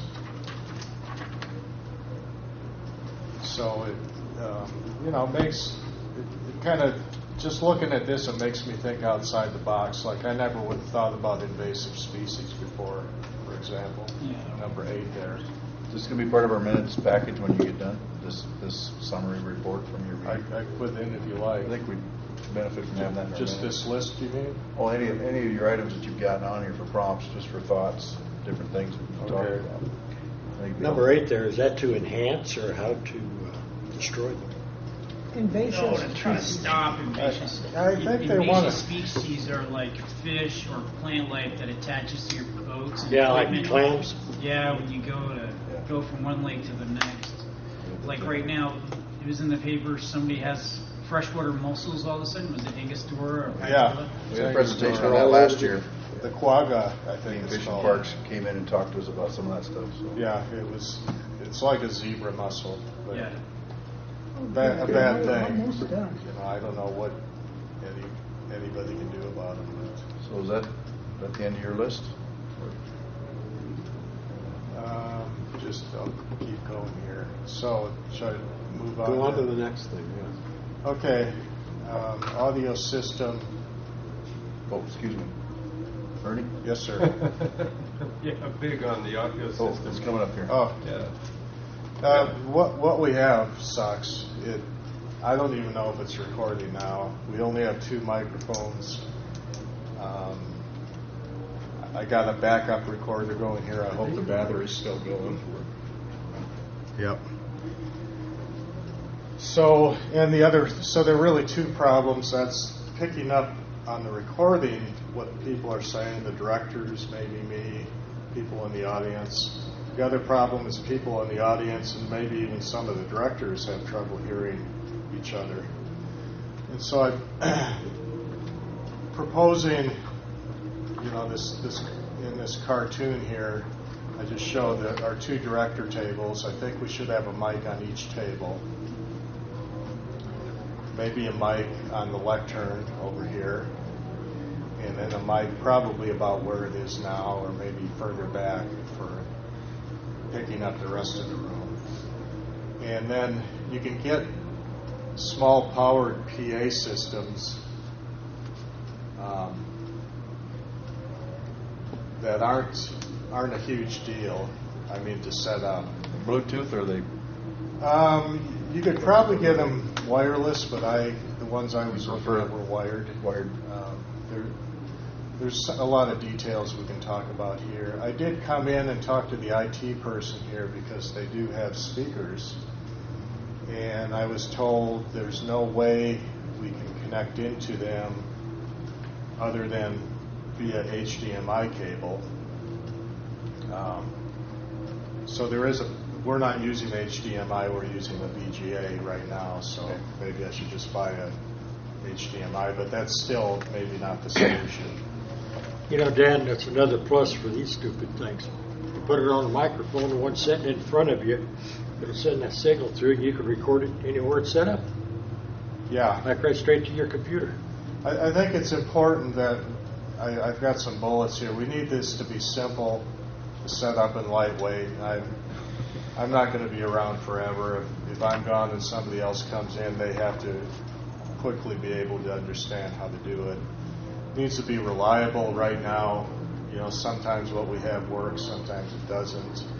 I've talked about expanding to more microphones. It may take some new software. And we talked about telecom capabilities, and I'm not the expert on that, but I'm sure there could be a solution. But the problem is we have to haul everything in here, set it up for the meeting, and then tear it all down. If it was a situation where we were in here all the time, it'd be a lot easier. You could just hook things up and leave them, but that's not the case. So I just listed some things that would work. This is not necessarily the only choice. It does add up fast, though. These microphones that you see here are $200 a piece.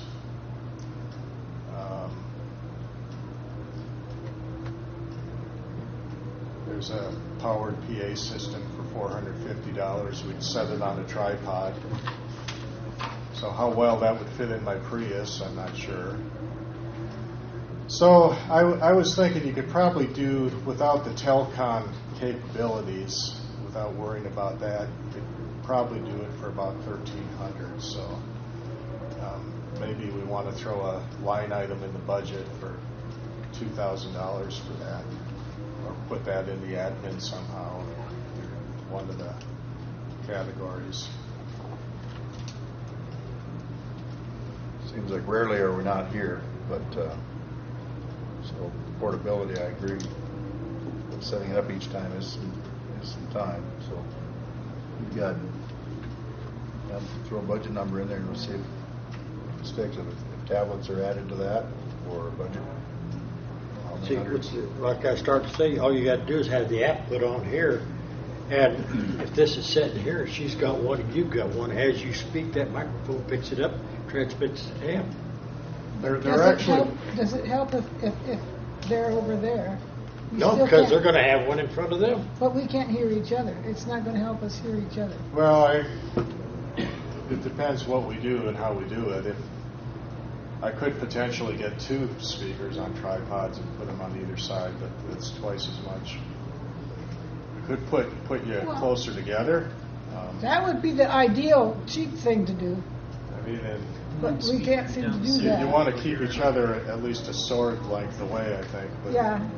Like they do Arms in length, Canada. yeah. No, if we were closer together, we could communicate better, and it wouldn't cost Well, us we got much. public all the way to the back door, so we've got sometimes a room full. We need to Yeah. make sure Besides that speaker. hear us as a public meeting that we don't convey that very well. Bob? Yeah, you're I right have there. a concern about having one of those in front of me and each one of the persons and everybody over there, and that is crosstalk. Is it going to capture everything?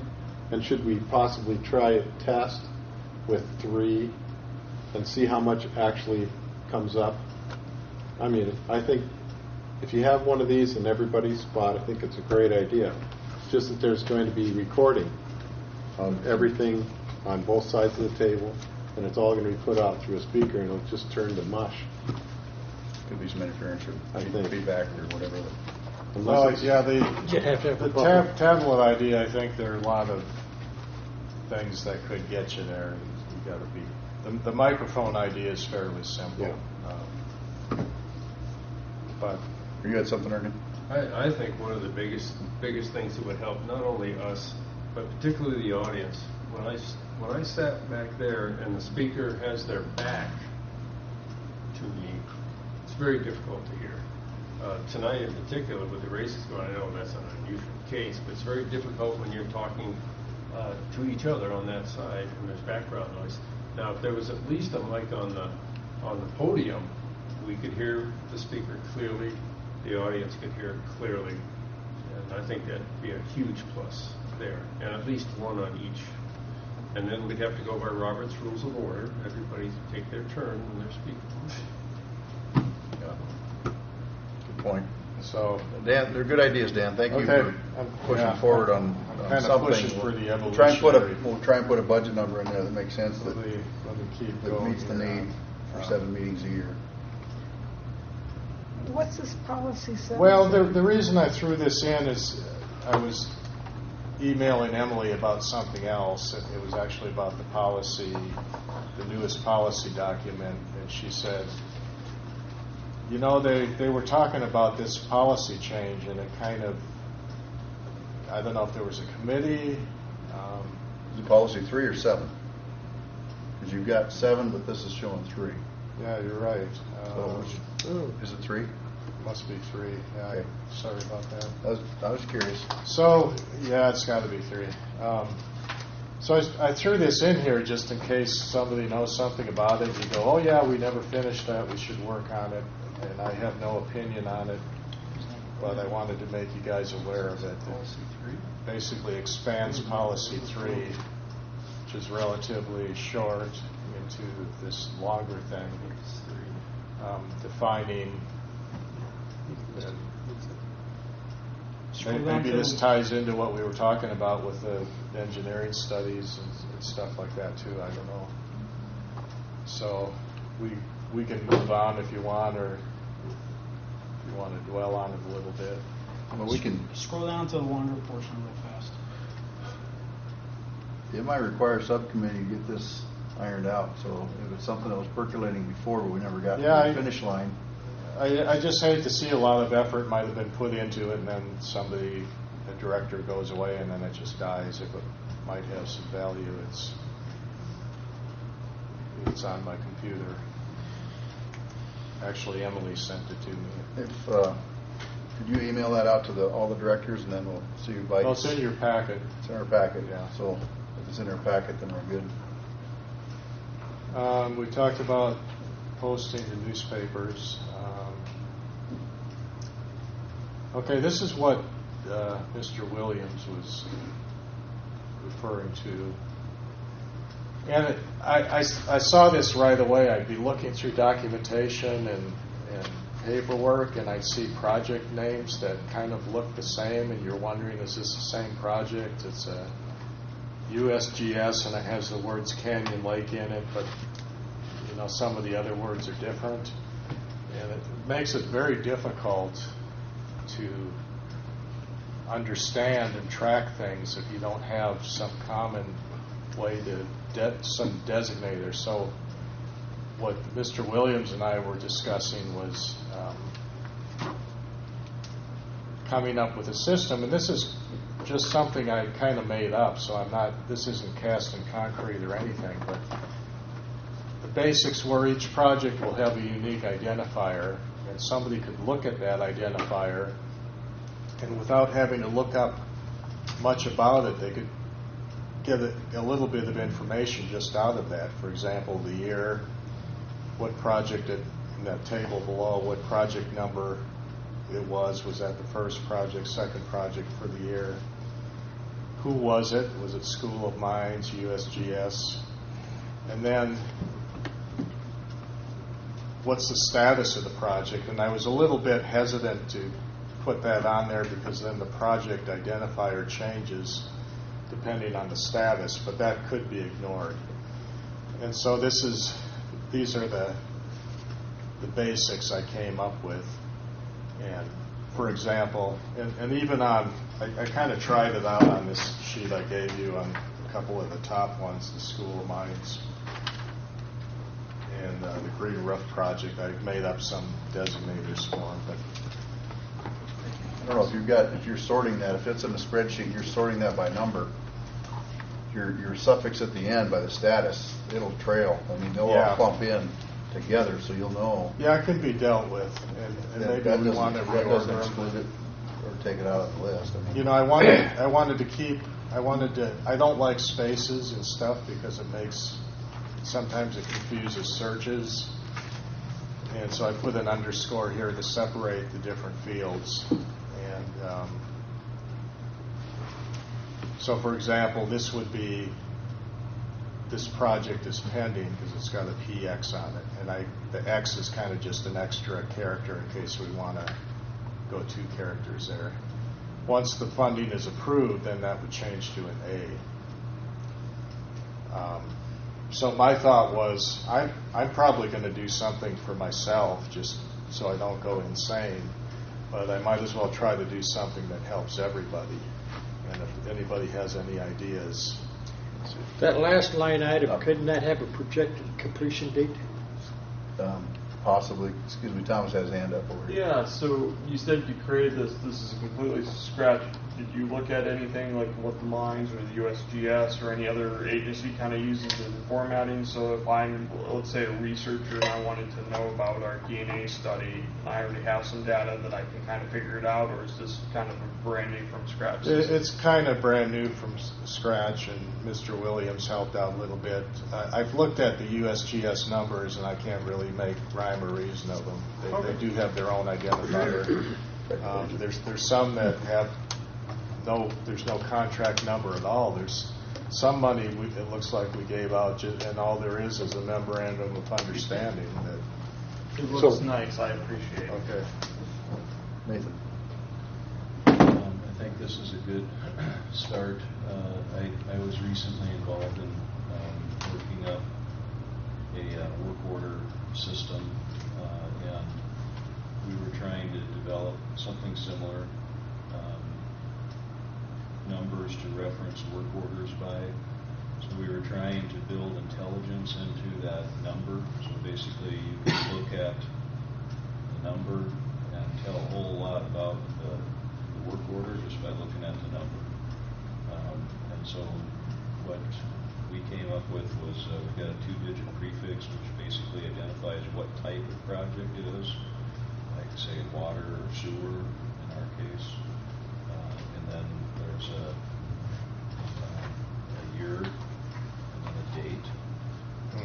So the year and then month and day, and the month and day would be the day that the work order was input into the system, but in this case it could be the day that the project actually was born. So whenever it was approved or whenever it was signed or whatever. Have you finalized that? Yeah. Okay.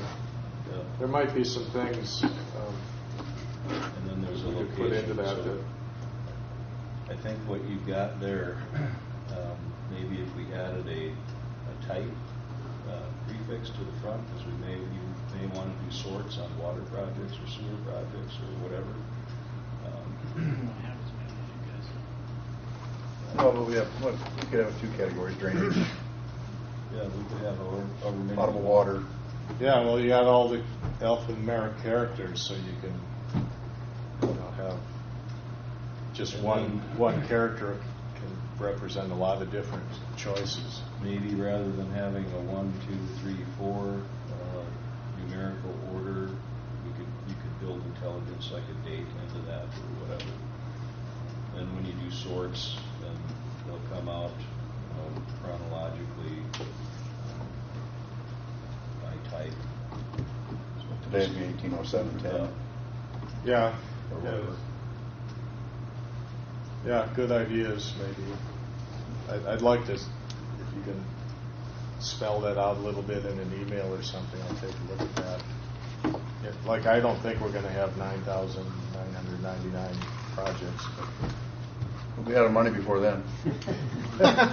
We'll have a whole new board before then. I wanted to have something that was just simple and an identifying characteristic so that you could find a specific, Canyon Lake project, which seems to be, very familiar. So, if you have suggestions, we should possibly do something like that, and then categorize backwards through our files if we can. So if you build the right system, you might actually be able to know what the number should be if you know about the project. Yeah. Or at least it gets you in the ballpark. Good thoughts. And this is very, the next, ideally you'd want a database, and if I was 24 years old and I thought I was going to be in this job as long as Jay Gilbertson was, I'd probably design my own database, but it comes down to the amount of turnover around here, and you still want to keep things simple, even in this case. Sure. Bob. I had a chance to set up a database like this, and I was the user advocate because we had a lot of analysts that just wanted stuff, and they just they asked the computer people for them, and it'd just go into a black hole.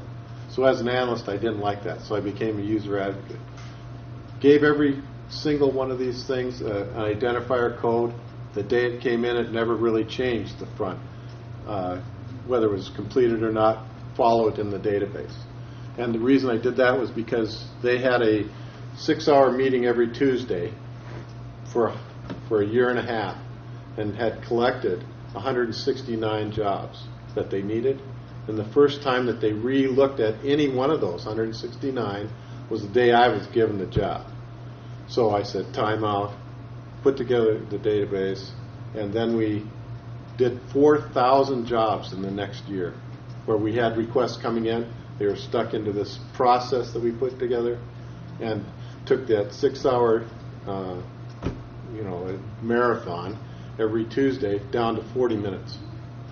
And that would help, it'd be very, very helpful if you're looking at time management. So that way, if you have a project that you want to see, you put it on the agenda as a number. You can look at that using an electronic device. Quickly brings it up. You get to have all the data you need right there at your fingertips. Make your decision. Go on to the next one. Is this a triumphant circle here that they can just put his head in? You three. Maybe.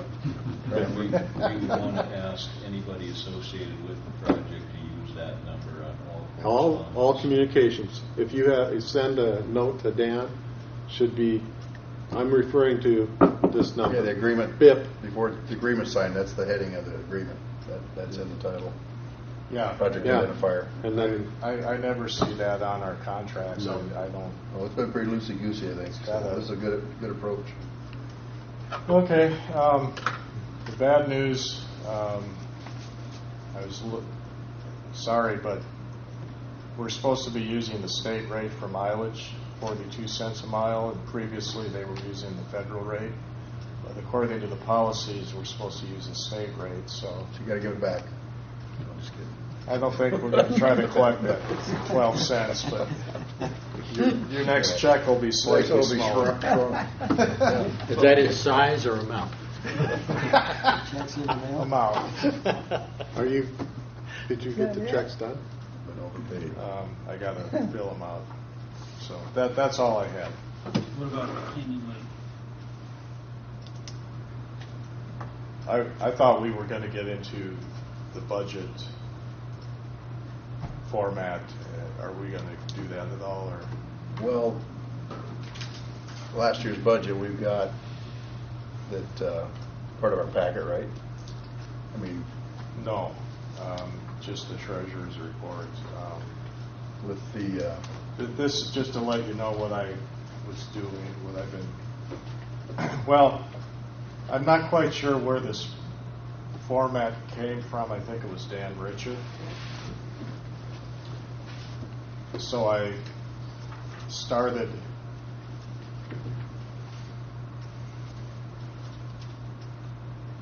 to get something in a forum where It's more readable? well, you know, where we could start putting numbers in. So, do you want me to go through this? Sure. Okay. You got to be ready for some kind of a. So, basically, there are different sections here, and things are broken up between administrative and water projects. Those are the two main categories. To date, up here, this is how much we've received from the auditor. This is how much we expect to receive from the auditor, from the levy. This yellow one, that's how much. I put a little note here. That's the sum of our checking and savings accounts. So that's how much money we have in the bank right now. And then this is the revenue that we expect to get to bring us up to this $229,000 by the end of the year. So through 2018, $529,000, that's about how much we're projected to have, or the income, basically, you might say. And what, if it was Dan Richer, what he did is he looked at the disbursements for all the projects, which are over here. So basically, this is what's the checking account, the ledger has everything categorized. So this is just a cell link that says, you know, on the salary, we've spent this much. And then if you go down to the projects, it has how much we've spent on each of these projects that is listed here. And so if you add up all those numbers, I think that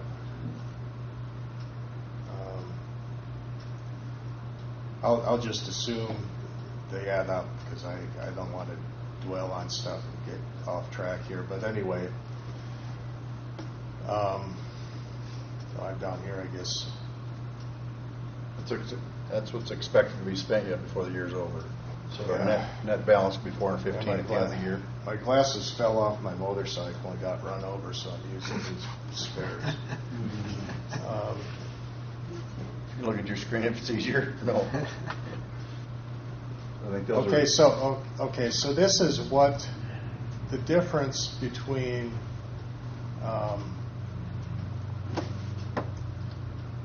how much of the project budget has not, just what that note says there. So if we budgeted, say, $100,000 and we've written checks for $50,000, this number would be $50,000. So this, in a sense, is a conservative estimate of our liability, assuming we've done the budget closely. But it looks to me like we've over budgeted in general. And so this is the same thing, except this is admin stuff. And so taking those numbers and adjusting the projected and adjusting things, we carry over, assuming we're going to have to pay these off, which I don't think we are really necessarily. We're going to carry over this much money, which means, in my opinion, we're actually going to carry over more, and that number is here too. Okay, then we have, this is a couple meetings ago, or maybe it was last meeting, I showed the levy request form from the auditor, and this is the maximum levy we can, or the maximum amount we can ask for.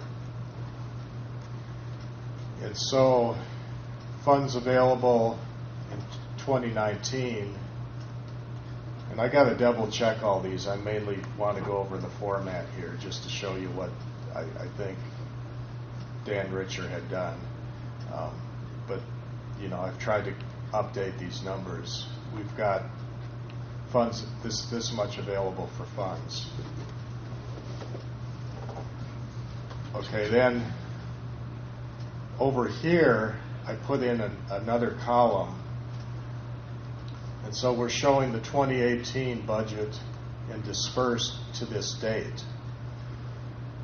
So it's a little bit of a moving target. As time goes on, these numbers will change because this is pulling it right off the ledger. So if we pay, you know, we're paying more salaries throughout the year, but it's kind of just showing you how things are trending maybe.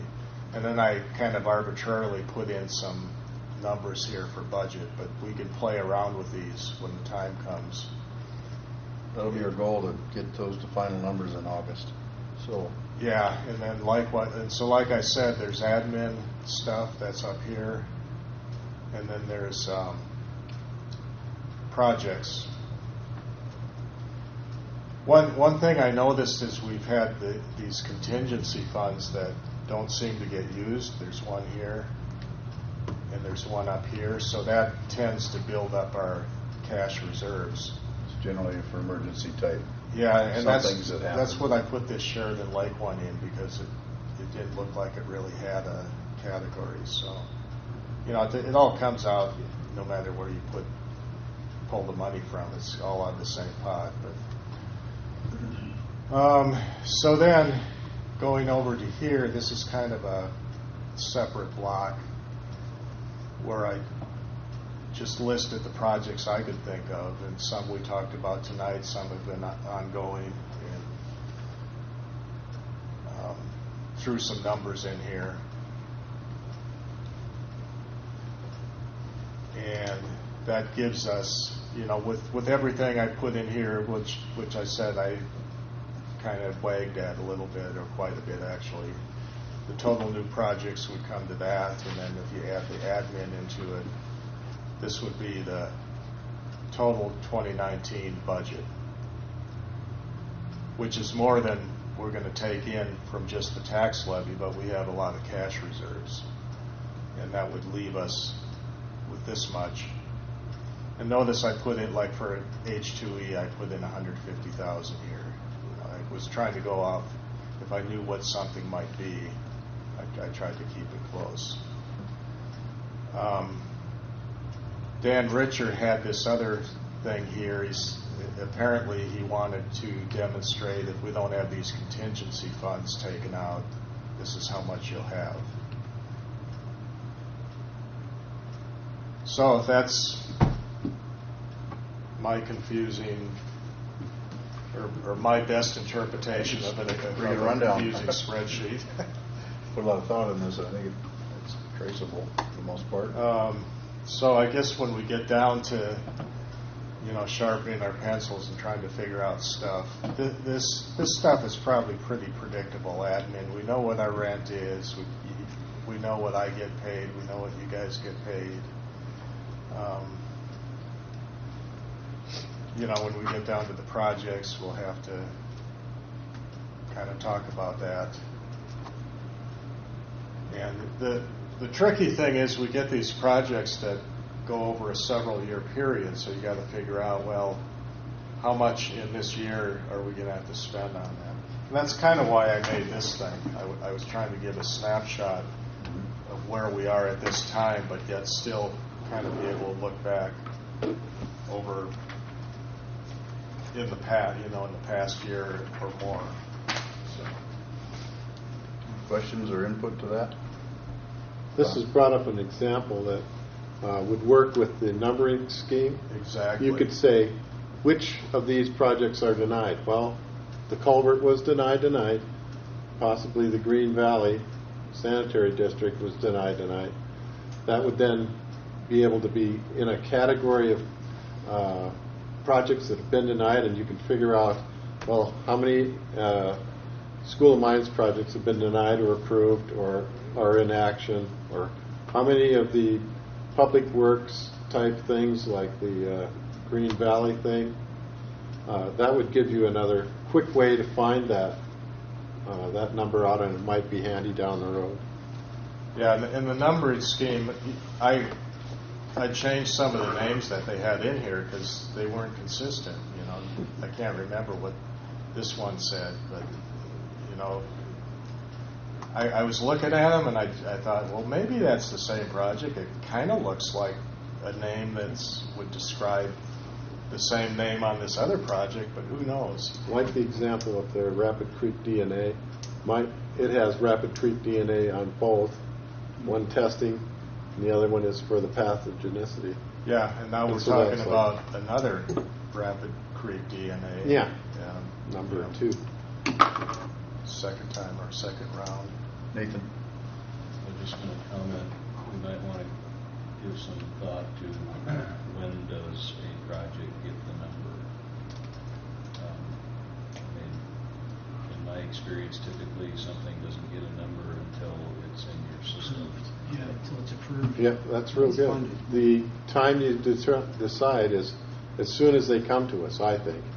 That the number should be listed. It should be their a unique identifier, and then the number that would change, or the indication would be changed, would be if it's either under consideration, approved, denied, or other. Yeah, I would think we'd want to number it fairly soon. Like off to the left bottom here, we have proposed projects. None of that has been approved, but I would still like to have something unique identifying those. It may not show up on our budget sheet until it is approved, but you'd have a resource out there to draw from as far as it. Because then we could refer to it in communications in advance of the budget meetings, once every 2 months, because I kind of I forget things.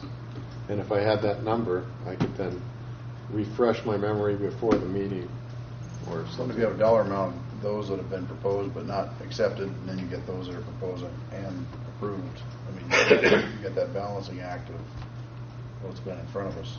So. And as the board changes, say a project is brought before the board and denied, but you brought back a year or two later, well, we've already forgotten what it was about, or the board's changed, and you can go back and see what happened, why it was denied. Good idea, Dan. You really put some thought into this. Well, I was getting scared. Okay, you two. I can't. I'm not smart enough to follow this thing anymore. I gotta. Anyway, if you look at, it's your treasurer's responsibility. Right? I probably should. The money. Yeah, that's the reason you're getting the big bucks. If you look back at we have public comment. Last year's, we have to put this in the paper a week before the meeting, maybe, I forgot. But the budget? Yeah. About the proposed, maybe the approved? I think we have to list something. We call it a budget hearing. We announce it as a budget hearing. I think we have to put the preliminary budget in before the August meeting. I'll double check that. But did you see that email I sent you? And I took a picture of it. I have. You did, but I didn't finish looking at it yesterday. That's actually a very similar format to what's here. Okay. And I talked to Dan Richer, and he said there isn't really no so what I'm quote unquote approved format. So it's kind of what we want to do. But does anybody ever read those? I don't know. This was also sent to Wendy Semler, state of South Dakota. So I bet we get comments from the public. We will. So maybe it's prudent to have an executive meeting before the end of this month and have a roundup of this, and then kind of consolidate this to some proposed. Okay. Yep. We'll so that's. I'm pretty flexible now. More so than I ever have been. This is not the way I would do a budget. I would look at not what was budgeted the previous year to determine what we owe. I would look at what we think we owe, looking at the best information of what we've been getting invoiced for and projects that maybe were in the budget but never, just because they're in the budget doesn't mean we ever did them. But this is kind of built upon the fact that we're spending that budget we did last year, but that's not the case. And so our cash just keeps getting higher and higher. Okay. We'll probably take up the tax levy on the budget next month. Yeah. Because we're going to have to. So put a number in there. Okay. That's all I got. Dan. Thank you very much. Well done. Comments from the public. Glenda, you've been quiet the whole night. I thought you fell asleep. No, I have a half up. No, I have nothing. Thank you. George, Carol? Good meeting. I stayed awake. You don't have anything? Didn't Pretty hear sure. me. You don't have time. I've got a couple of quick things. You mentioned the drainage districts. I've forgotten all about those. Is that dead? Drainage basin, well, it looks like it's proposed again. Some of what Dan showed is a proposed drainage basin. Senate Bill 2, was it 2 years ago, I think? They threw around? 2-3 time where it gets. Maybe Does three. anybody know what we're talking about? They're trying to resurrect it, at least Vermillion is. I thought that was a goal with the pilot project was the northeast corner, or back in the northeast part of the state there was a pilot. That was the area district. we showed. And there was northeast. six or 7 or 8 drainage, and we're in a great big one. Cheyenne, I think it was. Yeah, I remember that. And we got really concerned because the way that bill was written, that group of people, that board would have jurisdiction over counties. We didn't pass it, did we? But no, No, it died. But but it hasn't gone away yet. But I hadn't heard. It hasn't been buried, apparently. It's been a couple of years, I think, and you mentioned it. Oh, damn. So Jay Gilbertson keeps a good pulse on that kind of stuff, and he's the one that brought that to us last time when he gave us a summary 2 years ago, I think it was, that it didn't make it anywhere, so no worries now, but the future's ahead. It's a scary thing that water development districts just go away totally. But that's the minor part. The major part is the counties are no longer superior. This board and the Cheyenne covers almost the entire western South Dakota. Just almost the entirety of western South Dakota. We definitely have to have teleconference. So It'd be a nightmare to manage. The counties would be subservient in some respects, and I'd forgotten all. But my goodness, I'd sure like to see at budget time. Now's a good time to go to a monthly meeting. In any reason that anybody can think of not having monthly meetings, 2 months is just too long. And since you're doing budget, I mean, it's a really good time to start out next year with monthly meetings. I'm not even going to be here next time, but I would say that that's the best thing from my experience. It's just crazy. It's it really gets late, and we got too much to do. And there's too big a gap in time. We occasionally do, like we do have one next month. Don't we have one in December? And It'll go August and October, December. So we'll go back.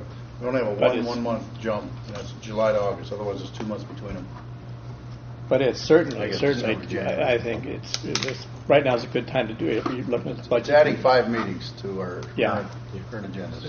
You got it in the budget for Yeah, and well, as it normally is, we have a regular meeting every 2 months. Another $5 grand. Another $5 grand in the budget was legislative meeting. Yeah, paychecks.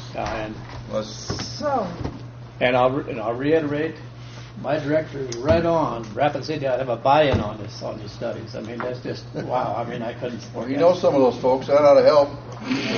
I couldn't support that strong enough. And I think it was a good meeting, a little long, and I think the board was very peaceful, very professional, and it's good to hear. You watched TV last night and watched the folks outside the Supreme Court just jumping up and down. The world's coming to an end.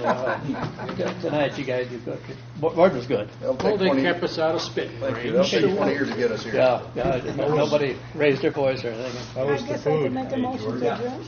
Do that. I make a motion to adjourn. Motion to adjourn. That's all. All in favor of adjournment? Aye. Thank you, folks. Dan, here's your policies back. Okay. 10 o'clock. Could we help Dan out and bring these desk over here? We can help pick up the goodies here, the hardware. Yeah, right here.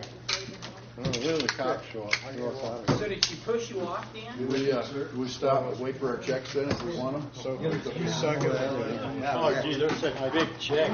When his sunglasses go off the motorcycle, I'm wondering it's because she pushed him off. I don't know how I'm gonna survive till next These month guys without have that 50, check. 68 for that proposal. So what are we The doing? guy that we said.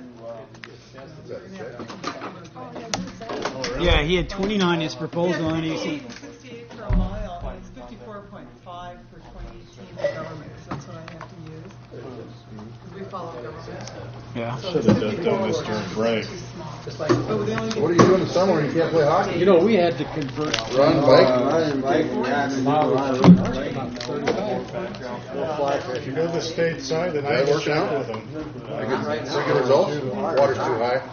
They're backing off. I heard Dakota dropped another 25 CFS here recently, and they're complaining that all the time. It's running above ground. I drive over it every day. It's like, that's a beautiful thing to see. Going on neck yoke roads. It doesn't happen every year, obviously. I've been out Oh, out at Hart Ranch. Just run through the course. Yeah, sure. Oh, it's beautiful. Nice. That's really good. Lose the ball in the water now. I lost three. Other than those big ponds. I lost three of them the last time. You know, there's one You know, time. you can get those balls that float now. I probably should have. I tell you what, I live on Red Rock, on the golf course. Yeah.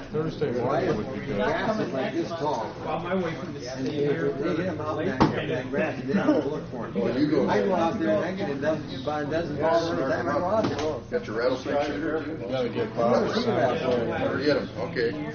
Good for you. Golfing in the Philippines, especially just outside of I had a Pacific puck in my Bay. neighborhood for the first time ever in like 12 years. Outside of it. Really? We have them right off the deck. Well, we're not right on. The eighth hole is the water hole. Skyline. Okay? You got to shoot across the water. If it goes in the water, you can't get in the That's water. unusual. All But those is that- gators yeah. gators in the No, water. well, if you want suburbia, go to Cliff Drive just After above everybody's Canyon gone Lake. through, Oh, that's There's go down, there go the hundreds. guys down, get all the balls out. Send the youngest kid in to be bait. Five bags, a couple of balls. You learn how to be a fast swimmer real fast early. Huh? So you gonna do bow tag? Yeah, well, supposed to have some value. I got a lot of golf balls here. Sign my check, Bob. There's more, but she seems to. Yeah, that grass. Yeah, back in 2005. They haven't even mowed neck yoke yet. Some of the weeds are 5 feet tall. You can't see the deer standing in it, let alone the turkeys. What's that? 1732. I was up at, I ran that. Oh, I hey, ran that mystic. Tina talked to you about turkeys and stuff like that? What's that? Tina talked to you about stuff like that? The county is trying to regulate everybody countywide on fowls, animals, farm animals, all the way everything. down to the bottom. Planning to get hard. You know, and it If you started up at the own top of the hill. The water half an acre or more, Tell you, Mystic they is want to regulate Oh, if you Oh, can yeah. And now they're going up there with how the you own four-wheelers it. and just They're talking about making You can people own a bird. Nicholson Yeah, from like Knob to fowl to for like a Dalton Lake turkey is or mess. whatever else, a For the rabbit. four-wheelers. Oh, because of the chicken thing going through town or what? Yeah, but they're going to do it county-wide. I was No more free Yeah, you range. haven't talked to Tina in a while, have you? Not about that. I went up Oh, to yeah. We'll talk to Tina, but not. Monday's that subject planning wasn't meeting that. at 9. It's a mile.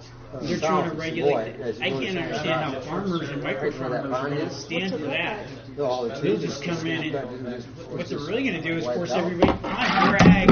Zone me as ag. Remember when the They're going to lose all their taxes based. Because what they're Right trying to do through is here. they're trying to tell all these farmers and the people who live through it, some of them are so It blew trees in half. They were that that big around. they didn't realize that they couldn't adjust the ag property as it was. They're like, this will stop everybody. No, if there's zoned ag, well, can't we do that? No. But all the micro farms that are under residential, that had up to like 60 and 80 acres, that And have the other side, they livestock, sure get they're trying to regulate all of them to their regs, to like city You're regs. bagging it, huh? No farm animals unless they're in a predator-proof cage. This is still recorded, Daniel. You want to kill it?